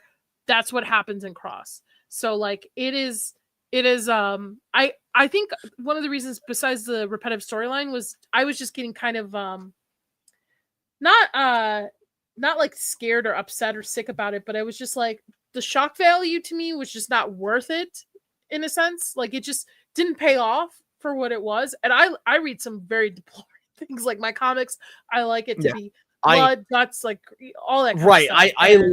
I loved like I can watch a movie and there will be a grape scene and I'll recoil like, oh, I love seeing it in that, like, the taboo is thrilling, but it grosses me and disgusts me. It's the worst parts of being a human. Exactly. I was like, you know what? I don't know if I'm justifying it. It was like, it's a good thing I both love and hate this. Like, I love experiencing that depravity through the comfort of clearly it's a movie. But the fact that even though it's a movie, it still fucks with me a bit is like, okay, it means you're probably an okay person. Like, yeah. It's the stepping over the line, and I think that kind of circles back to Romero, who was a director like that, who wasn't afraid to step over and put things right into your face. Now, is it as horrifying as or as deplorable as Crossed is? No, but by the same token, throughout his films. By the same token, you got to remember, Night of the Living Dead was 1968, and the sensibilities were very different back then. Like, you couldn't even show, like, people smoking weed in comics in 1968 because all drugs were off the table. You couldn't show people, like, comics were so sanitized in the 50s and 60s that, like, a movie like this, it's our ratings didn't exist at the time. Like they said in the documentary, our ratings didn't exist. And so having it come out as effectively unrated, yo, Sexy Vexy, how you doing? That was another thing I love this documentary did, by the way. This documentary had two very well-known YouTubers in it, and I love the fact that YouTubers are making enough impact on the cultural zeitgeist to now be featured in this document, because this is a serious documentary about the life of George A. Romero, his effect on Resident Evil, the history of Resident Evil, his effect on the script that never got made. They had Angry Video Game Nerd. You know what? That makes sense. Cinemassacre, he's a movie guy, specifically a horror movie guy. When he's not doing video game stuff, he's one of the biggest names on YouTube. Okay, I could see Angry Video Game Nerd, James Rolfe, being in this documentary. But then when one of the two members of Residents of Evil, which is the #1 biggest Resident Evil YouTube channel on YouTube, had an appearance in this documentary, multiple appearances. I was like, holy fuck, they reached out to Residents of Evil to be in a George A. Romero documentary. It made me feel like so validated in my attempted career path, because, like, yeah, we are being taken seriously by at least some people in the zeitgeist now, and that's so great to see. I think it crosses over to all things, pop culture, news, and such. I think YouTubers now, it is the era of authenticity. I was listening to Tim Pool earlier, and he was saying, like, CNN and all this stuff is gone. We are the news now. Like, people who content create, this is where people want to, because one, we do our research, we understand where the source material is coming from and such, and two, if we fuck up, we fess up. from the most part. Like, if I'm wrong about a movie or wrong about a name or something and I got something wrong, I'll fucking fess up to it. I'll be like, listen guys, sorry, I got it wrong. Oh dude, I one time made a short about something that turned out to be entirely made up, complete fake news. It was a fake article, it was a fake screenshot, everything. I did a whole ass video. Well, I didn't do a whole ass video, and I did a short on it, but even so, the short got like tens of thousands of views, and then a few days later, it came out it was fake. My first thing to do was like go in and make a pinned comment. It was like, just so y'all know, every bit of this is wrong. I'm 100% wrong. I'm not deleting the video because you all need to see my fuck up and see how fake news can spread. And like, that's the pinned comment on the video. So it's like, I could just delete it and pretend it didn't happen. But I was like, no. It's, in my opinion, it's better to leave it up and then just show underneath, this is wrong. This is infactual. I fucked up. And that was my mentality behind it. Yeah, I think we're entering, again, the age of authenticity. Like, I think, especially with movie reviews and pop culture, people no longer want to listen to people who are paid to do these things or are, I hate to say it, like Disney shills and stuff like that. People actually want people, everyday people. Are there horror shills? Like, I don't actually, because I love horror films, but like I don't consume a lot of, besides your channel, or just general movie reviews, like Jeremy Johns, for example, someone I adore and love his content. I don't really go deep into the horror film space of YouTube, so I don't know if there's like shill media behind that. There are a couple. So far the individuals that I have met are not shills. They will give you their honest opinion whether they like it or not. But what I have seen from other like content creators who I don't know personally or have not experienced with and stuff, everything is, this movie is awesome, this movie's awesome, this movie's awesome, instead of actually giving a reason why or not liking a movie. Like, it seems to be a taboo and not liking a movie. And one of the best comments I ever received in starting this channel was on my review of Trap. And the guy was like, oh my God, an honest YouTuber who's like being honest about what this movie is and giving an opinion and not like being a shill for it. You have my sub, like you have my support. And that was like one of the best feelings I got early on by creating this channel. It's just... It also helps fostering environment, and like since you're relatively new, like live streaming and stuff, specifically for horror with nads and like, because I've been doing the Words of Paradise thing for over 2 years now, and like I've cultivated an audience that's not afraid to tell me in my comment section or live my streams and whatnot, like, hey, you're fucking retarded, and this is why you're fucking retarded. It's like, okay, fair enough, you disagree with me here, but that same person will come back next week and be like, okay, but you're right about this thing, and like just because your audience disagrees with you doesn't mean they're going to leave or whatnot, as long as they believe you believe you're being what you're authentic. saying. You're being authentic. Like, I don't know if he's still lurking, but Big Ship is a great example. Big Ship will be like, oh my God, Nadia, your take on this is awful. But then Big Ship will talk ridiculous and be like, oh my God, in the comments, Nadia actually said something smart for once.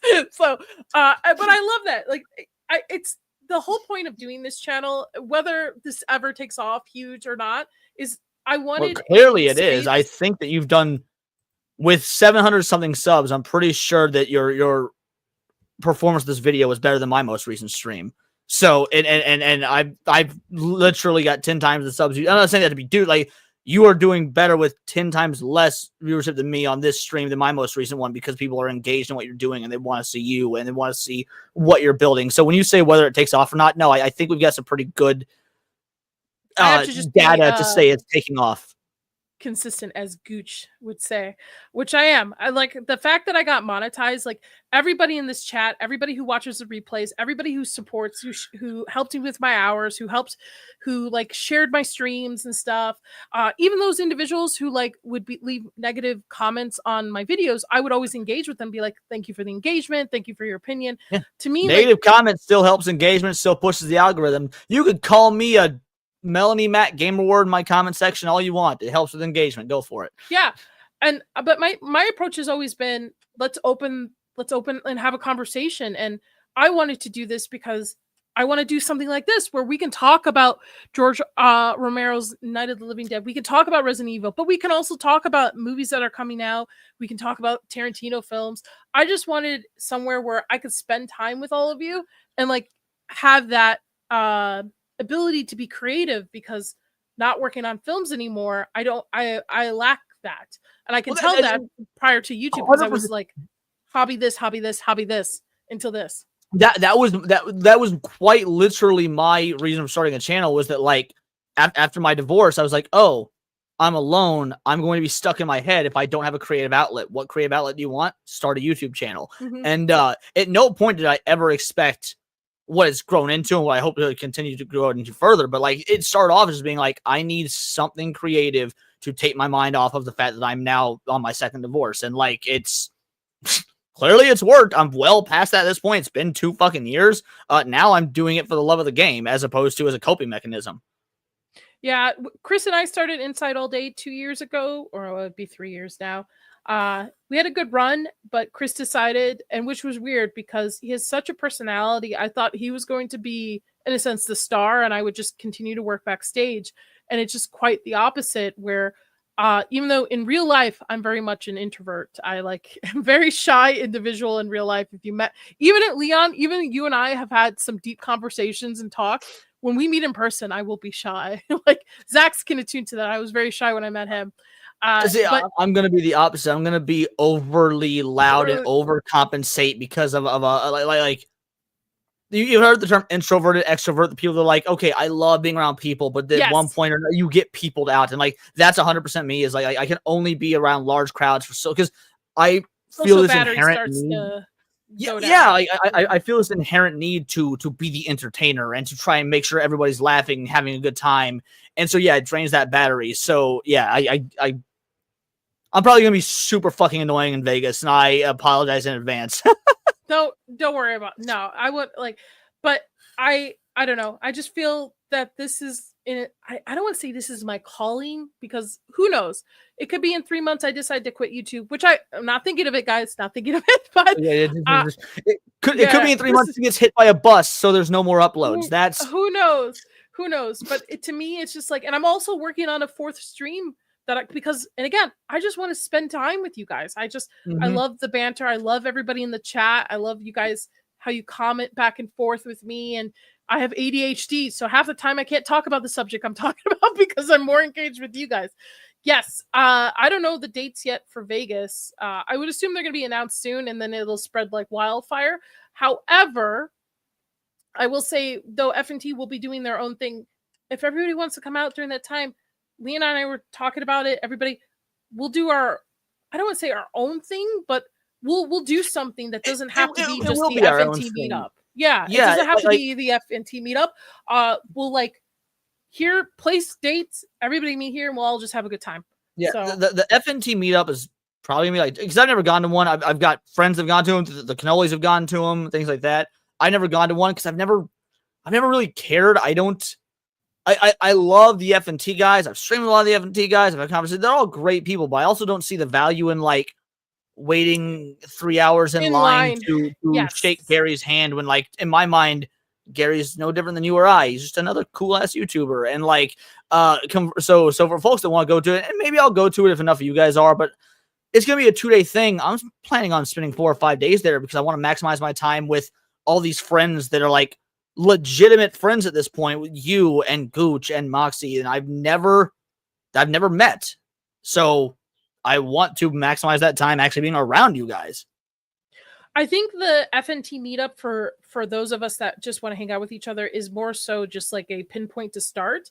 The last couple of years I went, I had more fun engaging with people who were just there to like other YouTubers, like Max, like hanging out with him, Salty Nerd, like hanging out with other YouTubers who are in a different room versus the individuals. And I'm not saying like it's a good or bad thing, but the individuals who like stand in line to get like autographs from Gary or X-Ray Girl and stuff, and they're constantly engaging with those individuals because those people are waiting in line for them. So I actually like more so the other aspect of it where I get to hang out with other people, and you don't even have to be a content creator. Like if you're just somebody that wants to come hang out with us, come hang out with us. So yeah, like Yellow Flash, for example, he and I we're acquaintances. We've messaged back and forth a couple times. We follow each other on X. He was in my chat yesterday, for example. But me and Yellow Flash aren't friends. Me and you are friends. So I want to hang out with you. I'm sure Yellow Flash will be at the meetup. I don't particularly care. I would. Time is really valuable, and if I'm going to spend that time, spend that money, I want to be around people whose time I value. You know? Yes. I agree. And last year, what I did for the first time was the Cannolis, Josh, Max, Horror Aberrata, and her significant other, and You going to their Shagsworth. wedding? I'm going. No. Oh yeah, they're having it in Vegas. I Yeah. forgot. Horror and Sheep are having their wedding in yeah. Vegas, and I'm going. I can't fucking wait. Last year I had them just come out and we went and did an Area 15 and we did like Omega Mart and the beer arcade and like there's axe throwing there and we had dinner together and like it was a fun time. It was just friends having fun time. So I'm looking forward to this year because I'm looking forward to seeing everybody. Gooch, Moxie, Vex. I think I probably will not let Vex go. Like I probably will just cling on to her and just never let her go. I mean, what? She stays in the country. Oh, fucking well. She ain't gonna get deported. She's the wrong kind of brown. She's fine. I don't know about that. Jim, I'm a huge horror fan as well. If you can't tell, I see all the Nadia's awesome. Thank you guys. You guys are awesome. Fuck me. You guys are awesome. All of you. Sketch, you will know. Believe me. Once it's word, I think it's more important just the dates. I don't think anybody really cares about getting tickets for the F&T meetup. More so, just when should I be in Vegas at what point? Right. And usually I think it's around April. Well, so it's going to be the week of the 19th and 20th. Yeah, they usually. So historically, they've had the meetups on a Wednesday.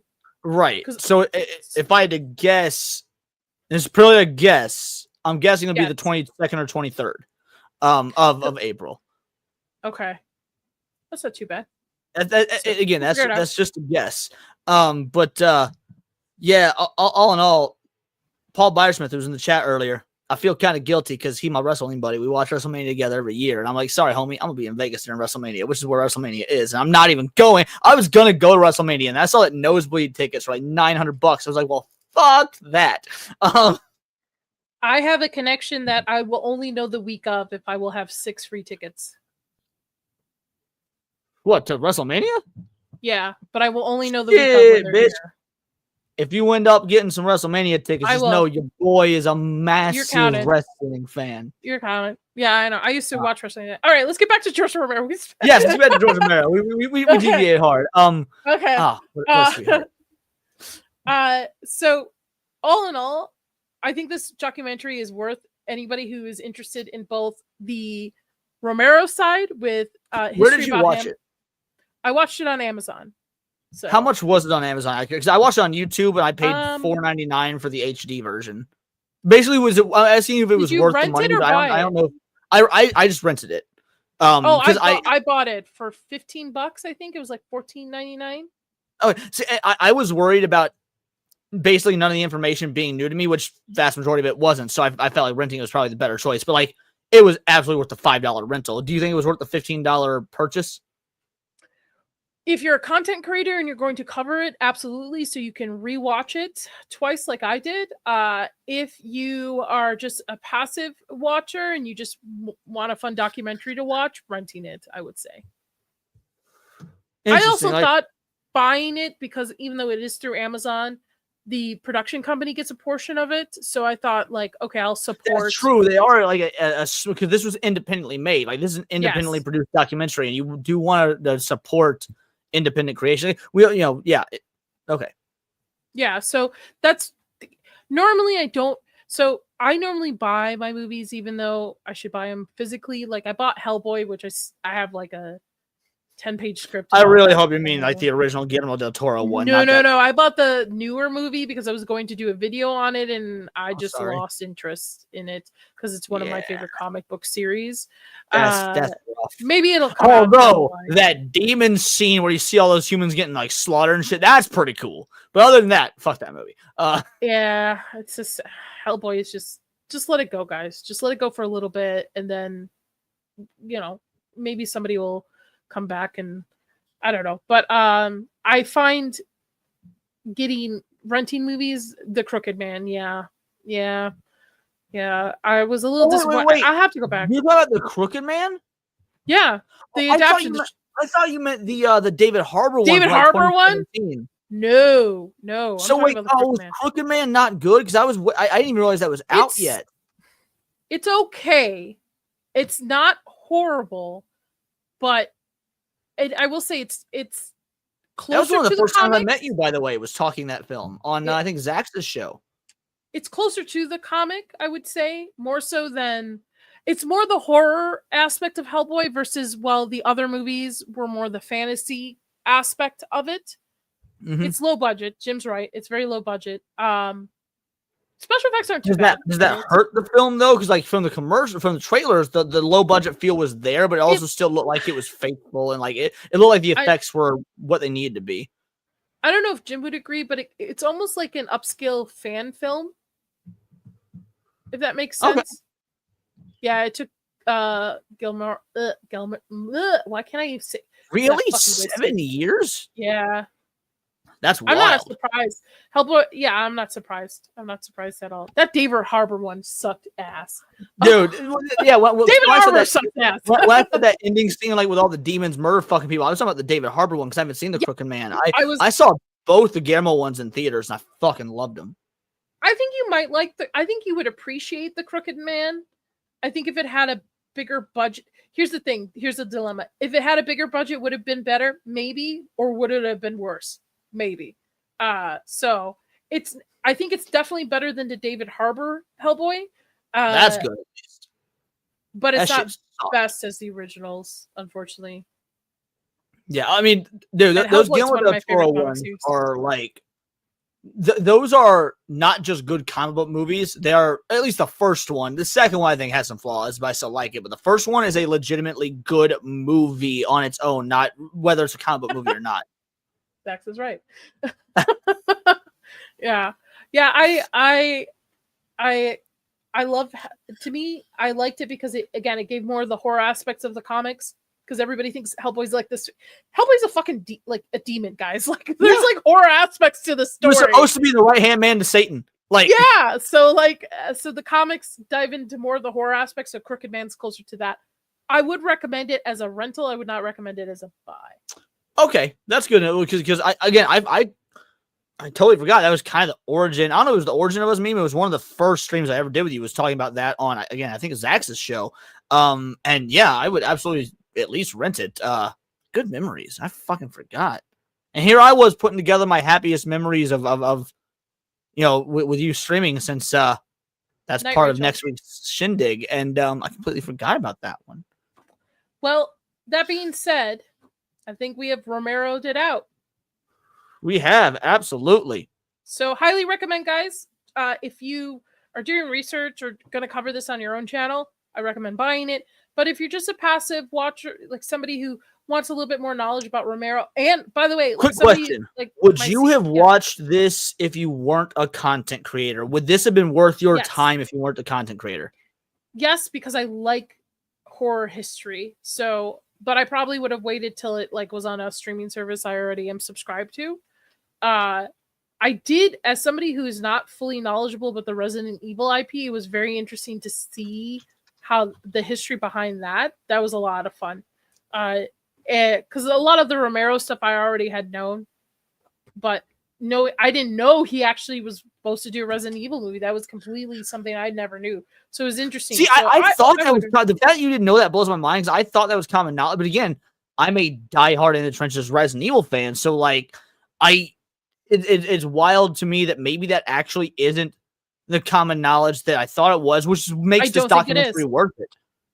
Chris is a huge gamer. Huge gamer. Like, Chris owns probably every single video game system known to fucking man, all right? He loves video games. If Sketch is still in the chat, he is so excited for Monster Hunter this year.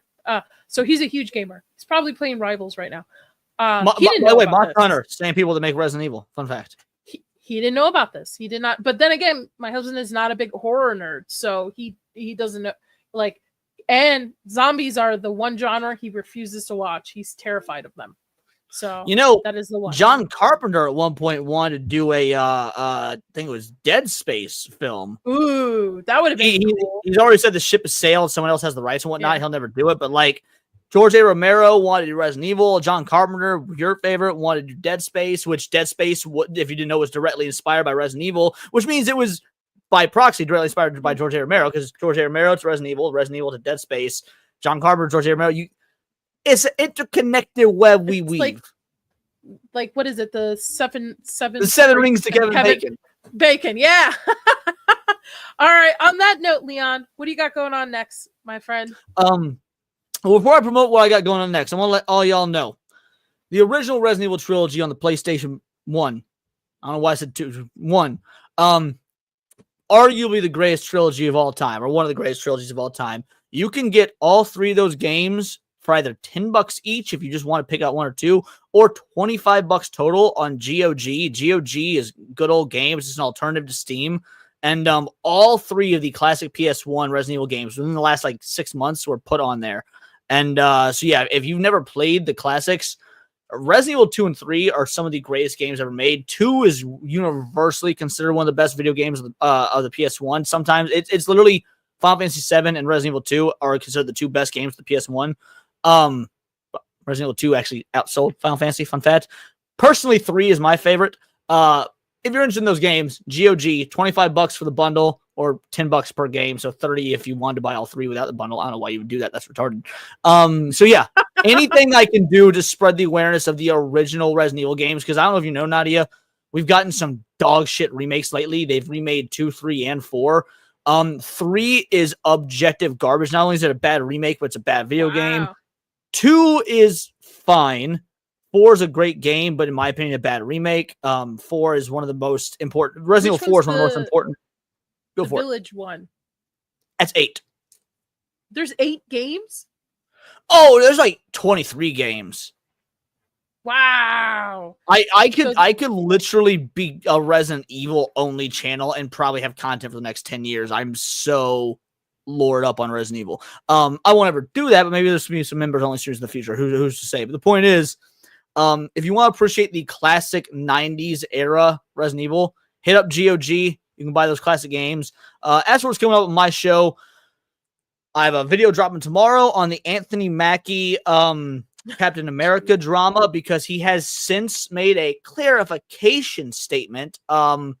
Spoiler alert, he didn't clarify shit. He's trying to walk stuff back without an apology. But if you want to hear my comedic take on that absolute fucking Melanie Matt Gamer word, video will be coming out on that tomorrow. And then I'm so excited. Star Wars has been the butt of the joke for nigh on a decade now. But over on Gooch's show, we've been celebrating our love for Star Wars. Went through the prequels, went through the Genndy Tartakovsky series. We even, mostly, like Skeleton Crew. But starting tomorrow, we in the OT, baby. The original trilogy, we are reviewing Star Wars. For some of you, Episode 4, A New Hope. We're doing a deep dive on what started it all on Gooch's channel. Baby girl, let me tell you, I'm so excited. I love appreciating and celebrating Star Wars. That very well may have been my very first nerdy love. And then beyond that, we will have, I mean, you guys know my upload schedule. I try to do videos every day. Lately, it's been slower than that, but it is what it is. Neon Leon on Friday. Countercast will be next week. I'm still sourcing out a guest for that. We got a few potential candidates. And yeah, all in all, just watch my X / Twitter. That's what you guys still call it, even though you'd be wrong. Dead naming is a bad thing. And just check out whatever it is I post. And go give love to New Ray. She's been under attack lately. But yeah, that's it. That's my. Oh, subscribe to Cinevere. I've been doing a lot of work to help her out with her channel, and it's growing. And she's gonna put her first video out, I think, tomorrow. So show Cindy some love. That's awesome.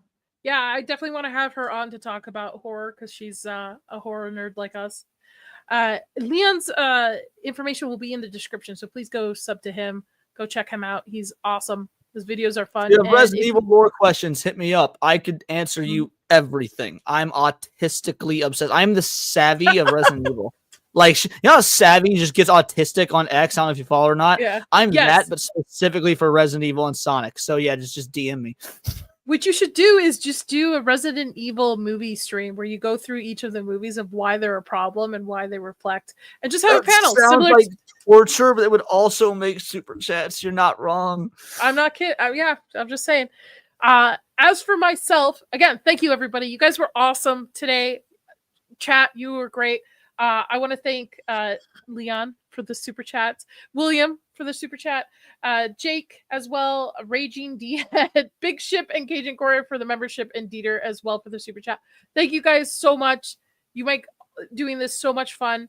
as for myself, I will be back here on Friday with Stranger Things episode 5 and 6. Sketch is on there. Toxic, Nick, Zax, Julie deep dives. Who, by the way, Julie. Yeah, fuck and that Peter sketch guy. is- What a fucking homo. No, I'm joking. I Peter's love you, still- sketch. If Dieter's still in the chat, if he can drop Julie's link. Julie has been doing a deep dive into Severance. I fucking hate that show, but her content is fantastic. I So if really you want to are a watch it nerd- because it has so much to do with. Excuse me. I thought you'd like it because how much has to do with liminal spaces, which is like a core thing of modern, not It's modern, but boring. like it's boring analog as shit. horror. Boring as shit. I'm sorry. Listen, not everything is made for everybody. Not everybody gotta like the same things. I think it's boring, but who knows? But Julie is doing a fantastic deep dive into it, and she's still covering from as well. She's going backwards, so she's like a lore content creator. She streams for like 6 hours. Like, she's amazing. So do that. And then Saturday, I'm back with episode 5 and 6 of X-Files season 1 for my first watch through. We're going to be talking about that. Saturday, also in the afternoon at 6:30 p.m. Eastern time, we will be having a vampire tier list. So there's a group of us that will be tiering vampire movies. We watched 30 movies over the last 2 months, so please tune into that. Make sure that my panel is appreciated for all their hard work, because there were some duds on that list.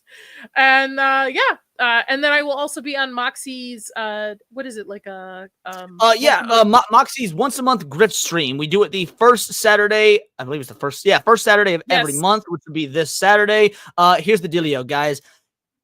You just throw money at her to change her outfits. She starts off with Gothy Moxie, which is already hot as fuck. But then you throw additional money at her, and she gets into Cyber Gothy Moxie, which for you cyberpunk fans like your boy out here, you may as well just fucking off yourself now, because you ain't getting to see better than that. Like Cyber Gothy Moxie is just, it's a whole new level of like. She's got wigs, everything, guys. Like, it's awesome. So I'll be joining her. I think Badger and Gooch is on that as well. I don't know who else. Anyway, Me. Also, Hi, I'll be there. Leon too. And then I should have a review out for Presence. Is it Presence? Presence. I'm seeing that tomorrow, and then a review out for Companion as well. Members will get that early, and then it'll go so public. So I'm still learning this whole gig. Last but not least, reminder again, next Tuesday, same time, same place here, is going to be Celebration Monetization, where I will have a bunch of panelists coming in through. We're going to play some games that are horror related. We're going to have some giveaways. I'm going to have two tier giveaways. So some really cool stuff. And it's just going to be a fun time. We're just going to have fun, laugh and stuff, and enjoy each other. Phrasing. That being said, thank you all. Thank you, Leon, for being my guest today, talking about one of the best. Do it. Love it. Thank you so much. This was one of the most fun streams I've been on in a minute. I truly mean that. This is one of the most fun streams I've had in a minute. Slave Leia Moxie would be a dream come true. Put it in the request. On that note, everybody, stay spooky, y'all.